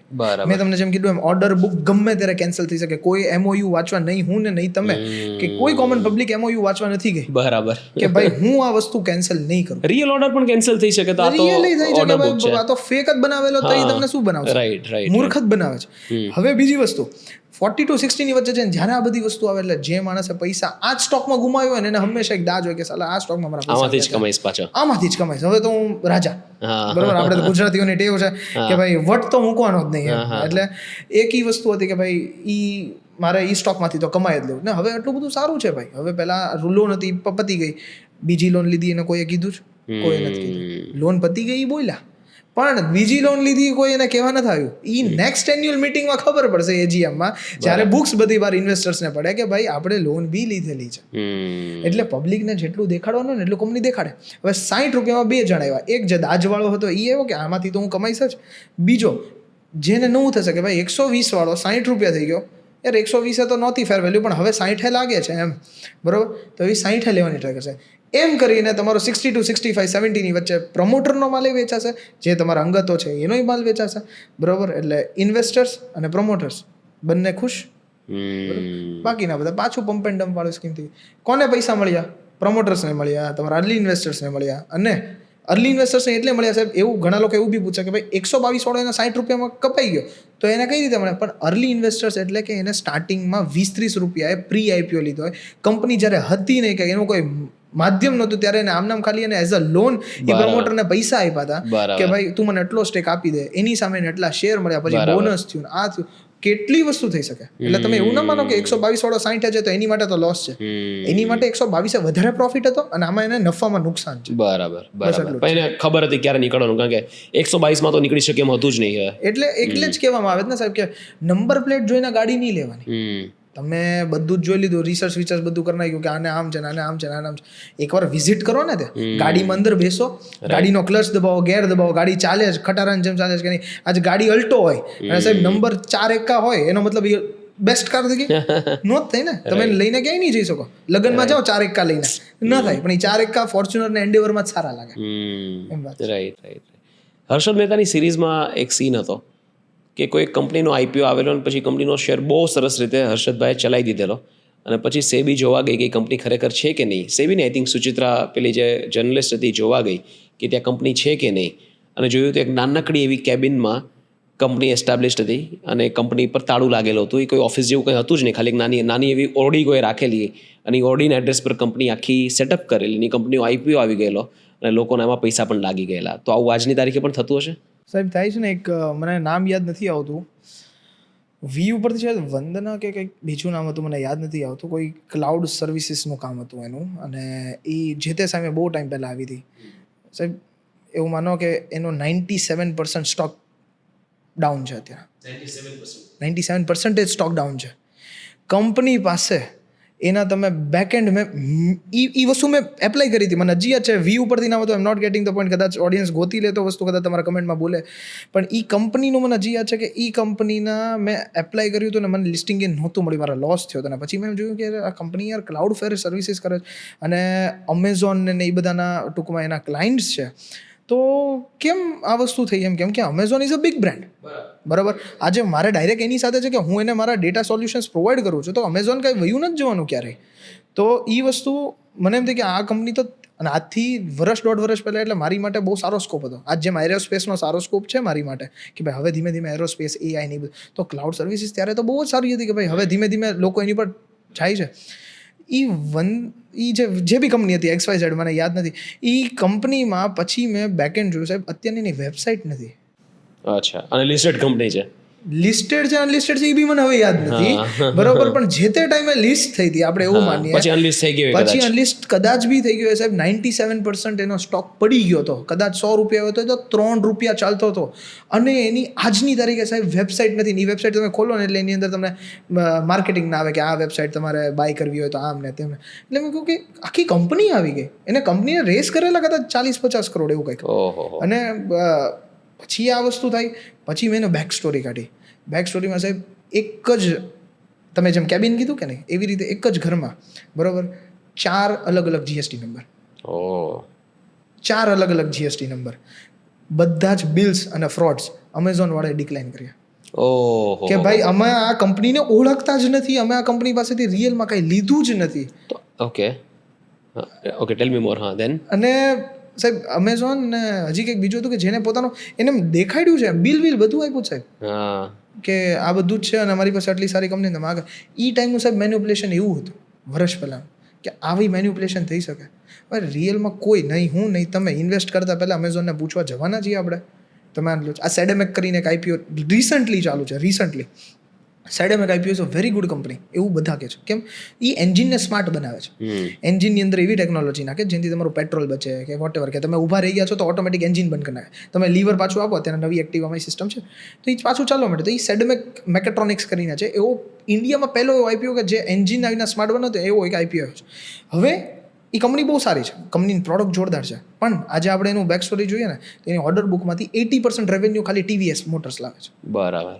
હવે એ તમારી માટે કન્સર્ન છે કે તમારે એની અંદર ઇન્વેસ્ટ કરવું કે નહીં. બરાબર. જે તે ટાઈમે TVS મોટર એમ કહી દીધું, કેસે જ નહીં છે. મોટી કંપનીઝ SMEમાં આ વસ્તુ થઈ શકે, મોટી કંપનીઝમાં ન થઈ શકે, પણ TVS મોટર જો એમ કહી દે કે હવે મારે તારે સંબંધ પૂરા, બરોબર, કે મને કોઈક સારું મળી ગયું, સેડેમેક 80% થી રેવન્યુ ડાઉન, રાઈટ, ફરતા મતલબ ફરવા લાગશે, એ રખડી જશે. આપણે એમ કહી શકીએ ગૂગલ અને અત્યારે માઇક્રોસોફ્ટની હાલત ઓલી એન્ટેથ્રોપિક કરીને, હા બરોબર, એ એક AI એવું છે તો બધાના ટૂંકમાં મમરા ભરાઈ ગયા છે, આપણે એમ કહી શકીએ ગુજરાતી ભાષામાં. તો એ વસ્તુ અત્યારે એ બધાને એવું થઈ ગયું છે કે ભાઈ આ લાવે જ ને તો અમારા અડધા કામ મતલબ કોઈ કરવા જ રેડી નથી, એમ જે લોકોએ સોફ્ટવેર બનાવ્યું છે. રાઈટ રાઈટ તો બેઝિકલી આ વસ્તુ થવાની સંભાવના છે જ, અને આ થઈ છે કે એની વેબસાઇટ નથી સાહેબ, અમેઝોન વાળા ડિક્લાઇન કરે તો ત્યારે તમે શું કરો? કાંઈ ના કરી, ફ્રોડ કંપની. કઈ વસ્તુઓ પ્રાઇમરીલી ઇવેલ્યુએટ કરવી જોઈએ કોઈ IPOમાં અપ્લાય કરતી વખતે સામાન્ય ઇન્વેસ્ટરે? અગર ચેકલિસ્ટ હોય તમારી પાસે કે આ 5 વસ્તુ તો જોવી જોઈએ. ચેકલિસ્ટ આપણે પહેલા બી વાત થઈ હતી કે ચેકલિસ્ટમાં વેલ્યુએશન, PAT, તમે પ્રોફિટ ના જુઓ, PAT જુઓ, પ્રોફિટ આફ્ટર ટેક્સ. કેમ કે ઘણી બધી સેગમેન્ટ એવી હોય કે જેમાં 28% લાગતો હોય, જેમાં 18% લાગતો હોય, જેમાં 5% ટેક્સ લાગતો હોય, વોટ એવર XYZ. કેમ કે એ જે માણસ પાસેથી ખરીદી કરે, વેચાણ કરે, એમાં એ બધાને, કેમ કે ટેક્સ તો બધાએ સરખો જ ભરવાનો છે ગવર્મેન્ટને, પણ જે તે ટાઈમે ખરીદીના ટાઈમે પ્રોબ્લેમ થાય. પ્રોમોટર ઇન્ટેન્ટ જુઓ, કંપની શું કરે છે, કયા સેક્ટરમાં છે, એનો PE રેશિયો શું છે. એટલે આ બધી જ ફંડામેન્ટલ્સ છે ને તમને એક જગ્યાએ દેખાય ને, એની માટે આપણે IPO કોર્નર બનાવેલું કે IPO કોર્નરમાં તમને IPO કોર્નરની આપણી જે એપ્લિકેશન છે એની અંદર બધી જ વસ્તુ ફાઇનાન્શિયલ શોર્ટ્સ સિંગલ સ્ક્રીનમાં તમને દેખાય છે, કે જે તમને સમજાવે કે EBITDA કે પછી PAT કે પછી વોટ એવર PAT, એ બધું જ આજે 2024માં કેટલું હતું, 2025માં કેટલું છે, 2026માં કેટલું છે, અત્યાર સુધીનું બધું જ આવી જાય. Annual quarterly filings, DRHP, RHP બધા જ એની અંદર લિસ્ટ આવે છે, આખું ડોક્યુમેન્ટ્સની આવે છે. તમે શાંતિથી, કદાચ તમને એવું ટાઈમ ન મળે, જો DRHP એવી વસ્તુ છે 300 પેજનું ડોક્યુમેન્ટ છે, તમે હું કંઈ મતલબ બેસીને વાંચવાના તો છીએ નહીં. એની માટે ફાઇનાન્શિયલ સ્નેપશોટ્સ આપણે એની અંદર મૂકેલા છે કે ભાઈ તમે ફાઇનાન્સ જુઓ કે ભાઈ આ આવી રીતે છે. પ્રમોટર આજે 100% પકડી રાખ્યું છે એને, બરોબર, આફ્ટર આઈપીઓ એ કેટલા % ડાયલ્યુટ કરે ને એ બી આપણે એની અંદર આપીએ છીએ. તો એનાથી બી તમારી આઈડિયા આવે કે ભાઈ જો 100% પ્રમોટર પાસે છે તો એ 30% કેમ વેચી નાખે છે, કાંઈક તો હશે ને, કાંઈ નહીં, પોતાની કંપની ગ્રો કરવી છે, વોટ એવર. તો એ બધા જ પોઈન્ટ્સ એકવાર તમે ચેકલિસ્ટ બનાવવા બેસો તો ઘણા બધા આવે, પણ એમાંથી મેઇન જે છે એ આપણા એપમાં તમને સ્ક્રીન ઉપર જ સામે દેખાય. બરાબર. ઓકે, સો આઈપીઓ કોર્નરમાંથી કઈ વસ્તુઓ વાંચવી જોઈએ before you apply for an IPO? Decision લેવા માટે કઈ વસ્તુ હેલ્પ કરે? સાહેબ, કઈ વસ્તુ વાંચવીને એની કરતાં ઇમ્પોર્ટન્ટ છે કે તમે જે જુઓ ને એ તમે સાચું છે એ માની લો. બરાબર, એટલે truthfulness is very important. Truthfulness is very important ને એ જ આપણી એપનો મોટો છે. કદાચ હું 5 વસ્તુ બીજી એપ કરતાં ઓછી આપીશ, એઝ ઓફ કમ્પેરિઝન હું કદાચ ઓછી આપીશ, પણ જે બી આપીશ ને એ સાચું છે ને એ તમારે માની લેવાનું, એ તમારે માનવું જ પડે. અને એ હું એટલું સામેથી એટલું મતલબ છાતી ઠોકીને કહી શકું એમ એ વસ્તુ કે ભાઈ આ વસ્તુ સાચી જ છે ને તો જ એ મારી એપમાં દેખાશે. બરાબર. તો તમને પણ લોકો અપ્રોચ કરતા હશે ને, જે આઈપીઓ ચલાવવાળા લોકો હોય કે ભાઈ અમારા માટે આ ઇન્ફોર્મેશન છાપી દો ને તમને આટલા પૈસા આપીશ? સાહેબ આવે છે. આજે મારી કરતાં એમ કહું કે કોઈ બહુ મોટો એક એપ છે, હું નામ નહીં લઉં, એપ છે ને, વેબસાઇટ છે એ ભાઈની, લગભગ 13 લાખ 14 લાખ એના ડાઉનલોડ્સ છે અને વિધિન 3 યર્સની સ્પેનમાં જ તેને આવી ગયા છે. એને મળે છે આ વસ્તુ, એ કરે છે નથી કરતા આઈ ડોન્ટ નો, બરાબર. પબ્લિકને ખબર જ છે કે એ કરે છે કે નથી કરતા, બટ મારે આ વસ્તુ નથી કહેવી કેમ કે આઈ નો હિમ, બરાબર, અને એ કરે છે કે નથી કરતા એ મને નથી ખબર. હું એ વસ્તુ ઉપર એની સાથે મેં ક્યારેય ચર્ચા નથી કરી. મને આજે મારા એપના ફોલોઅર્સ જેટલા છે કદાચ એનાથી 10% બી નહીં હોય એવું માનું છું. 10% કહું છું, બરાબર. હવે 10% બી મારે નહીં હોય તેમ છતાં મને આજે લોકો આવીને કહી શકે છે કે ભાઈ હું તમને આટલા અપ્રોચ કરીશ. તમે જેમ કીધું એને તો કરતા જ હોય ને, એને તો કરતા જ હોય ને. અને તમે મને કહો છો કે મને આ વસ્તુ કરી દે, મને આ વસ્તુ કરી, પણ સાહેબ એ વસ્તુ ક્યારેય નહીં, કેમ કે પપ્પાએ હંમેશા એક જ વસ્તુ શીખડાવી. પપ્પા અને મારા અંકલ છે, બરાબર, જે આમાં મારા આઈપીઓ કોર્નરમાં પપ્પાના એક ફ્રેન્ડ છે, એ બંને ડિરેક્ટર્સ છે, અને એ બંને એક જ વસ્તુ શીખડાવી છે લાઈફમાં કે નીતિમત્તા ક્યારેય નહીં છોડવાની. કોઈ પણનો હાઈનો પૈસો, બરાબર, એ કેટલો ટાઈમ ચાલશે એ તને નથી ખબર. નહીં, એ હાઈ જો ક્યારેય લાગી ગઈ ને ભાઈ તો તારા આગળ બધા જ વર્ષનું જેટલું કમાણું છે એ બધું હોય છે. અને હાઈના પૈસા કરતા સાહેબ નીતિમત્તા શું કામ છોડવી? અને પપ્પાએ કહ્યું શું છે, કોઈને પણ પૈસા દે, ચામડી વેચીને પૈસા દઈ દેવાના, ક્યારે કોઈના બાકી નહીં રાખવાના. કેમ કે આપણી કરતા એને કેટલી જરૂર છે ને એ આપણને ખબર નથી. સાચી વાત છે. આપણી કરતા એને કેટલી જરૂર છે ને એ ક્યારેય ખબર જ નથી. રાઈટ. અને અનીતિના પૈસા, કોઈની હાઈ લઈને કમાયેલા પૈસાથી જો તમને ઊંઘ નથી આવવાની તો એ પૈસાનું કામ શું? અને કદાચ તમે જાડી ચામડીના હોય ને તમને ઊંઘ આવી પણ જાય છતાં પણ તમને બીજી કોઈ રીતે તો નડવાનું જ છે, ક્યારેક તો તમારી ઊંઘ બગાડશે જ. સાહેબ એ મનુષ્ય ન કહેવાય, એને રાક્ષસ જ કહી શકીએ આપણે, જે ઓલા ભાષામાં આપણે કહીએ તો એને રાક્ષસ જ કહી શકીએ. ભાઈ મેં ઘણા બધા લોકોને એવા દુઃખી થતા જોયા છે. ઘણા બધા ઓપરેટર ડ્રિવન પીએમએસ ચાલતા હોય, ઓપરેટર ડ્રિવન પીએમએસ. મને જ કોઈ ઓફર કરેલી જ when I was exploring PMS for my self. એટલે હું તો બહુ એસ્ટાબ્લિશ્ડ પીએમએસ કે જે ઇન્ડિયામાં ટોપ 5માં આવે એમાં ઇન્વેસ્ટેડ છું, પણ આવા એક્સપ્લોર કરતા ત્યારે સામેથી લોકો આપણો ડેટા બહાર જાય એટલે લોકો આપણને કોલ્સ કરે તો કે અમારા પીએમએસમાં તમે ઇન્વેસ્ટ કરો, એન્ટાયરલી ઓપરેટર ડ્રિવન પીએમએસ, આવું સામે બોલે. એન્ટાયરલી ઓપરેટર ડ્રિવન પીએમએસ છે. અને અમને ખબર છે, અમને ન્યૂઝ આવે ક્યારે એક્ઝિટ કરવી, ક્યારે એન્ટ્રી કરવી, ક્યારે એક્ઝિટ કરવી. અને ક્યારેક આ લોકોને પણ નથી ખબર પડતી કે એક્ઝિટ ક્યારે કરવી, કારણ કે એના કરતાં પણ મોટા પ્લેયર્સ હોય. હવે આને વિઝિબિલિટી નથી કે એ પ્લેયર્સ કેવડા છે. એ લોકો એક્ઝિટ કરીને બેસી જાય, આ લોકોને કે નહીં ક્યારે એક્ઝિટ કરવી, એન્ટ્રી ક્યારે કરવી કહેતા હોય, અને એક્ઝિટ ક્યારે કરવી ન કહે. એટલે એ પીએમએસ વાળી કંપની તો ફસાઈ જ, સાથે જે બીજા ઇન્વેસ્ટર્સ હોય જે પોતાના 5-25 લાખ 50 લાખ ઇન્વેસ્ટ કરીને બેઠા હોય એ બધા ફસાઈ જાય. અને અમુકના પૈસા 50માંથી 5 થઈ જાય, 2 થઈ જાય, 1 થઈ જાય, કોઈના 0 થઈ જાય. તમે વિચાર કરો કેવા હેરાન થતા હશે લોકો. અને આવું તો રોજે રોજ થાય છે. રોજે રોજ થાય છે આ વસ્તુ, આપણે જોઈએ બી છે. અને સાહેબ તો એની ઉપર એક્શન નથી લેવાતા. ત્યારે આજે તમને ફોન કરીને એમ કહે ને કે ઓપરેટેડ ડ્રીવન છે, બાકી આ શબ્દ બોલાય કઈ રીતે? આજે આ વસ્તુની ઉપર લોકો ટ્રસ્ટ બી કરે જ ને. આજે તમે ટ્રસ્ટ નથી કર્યો because you are very well educated, તમે માર્કેટ જોઈ છે, તમે પૈસા ગુમાવ્યા, તમે પૈસા મળ્યા છે, વોટ એવર XYZ વસ્તુ છે, નો ડાઉટ. પણ તમે તમારી સિવાય આજે કોઈ ન્યૂલી ઇન્વેસ્ટેડ માણસ છે જેને ફટાફટ. અને આમાં કેવું છે ભાઈ, લાલચ જ્યારે લાગે ને, જ્યારે તમે એકવાર ઇન્વેસ્ટ કર્યા, તમે લાખ ઇન્વેસ્ટ કર્યા અને 50 મળ્યા, 5 ઇન્વેસ્ટ કર્યા અને 1 લાખ મળ્યા, ત્યારે જે લાલચને જે શૂટ અપ મળે ને, એટલે તમે તમારી પાસે જે કાંઈ હોય ને બધું નાખી દેવા રેડી થઈ જાવ કે મારી પાસે 50 પડ્યા તો મારે 50ના 70 કરવા છે. એ 50ના 20 ક્યારે થઈ જશે ને તમને ખબર નહીં પડે. એટલે લોકો એ લાલચમાં આવીને જ ફસાય છે, એવું છે. આપણે એક જ વસ્તુ, કદાચ હું બી જેન્ઝી જ છું, એવું નથી, પણ હું છે ને થોડું મારા પપ્પાને મેં એટલી નજરેથી જોઈને ને, અમે પપ્પા જે પોઝિશનમાંથી બહાર આવ્યા જ ને સાહેબ, બરાબર, એ પોઝિશનથી મેં એમને જોયેલા છે. એટલે મેં ઇન ધ સેન્સ સાંભળેલા, મેં જોઈ તો ન શકીએ, પણ આજે હું ત્યારે હતો નહીં, પણ પપ્પાએ 18 યર્સના હતા ત્યારે સાહેબ પપ્પા છાપાની પસ્તી વેચતા હતા, અને આજે એને ધીમે ધીમે કરી અને મતલબ ફેરી કરતા, ઈને દાદા દુકાને બેસતા, અને બહુ જ કોઈકના મતલબ મારા પપ્પા મારા ફ્રેન્ડના કપડાં પહેરીને મોટા, મતલબ પપ્પાના ફ્રેન્ડના કપડાના પોતાના ફ્રેન્ડના કપડાં પહેરીને મોટા થયા છે. એટલે એ વસ્તુ એને જે જોઈ ને એને મને જે શીખડાવી જ ને કે બેટા આ વસ્તુ પૈસો કેટલો મહત્વનો છે ને આજે તને સમજાવ. આપણા માટે ને બીજા માટે પણ એના જીવનમાં એનો પૈસો એટલો મહત્વનો છે, એ લોકો એને ખાઈ નહીં જવાના. કોઈના ખાઈ નહીં જવાના. અને એ વસ્તુ સાહેબ પપ્પાની વસ્તુ તો મને છે જ મગજમાં કે ભાઈ નેવર, ક્યારેય કદાચ પૈસો ઓછો કમાશું ને ચાલશે, પણ અનીતિનો પૈસો ઘરમાં એક પણ વાર આવો ન જોવે. ભાઈ, you are very mature for your age.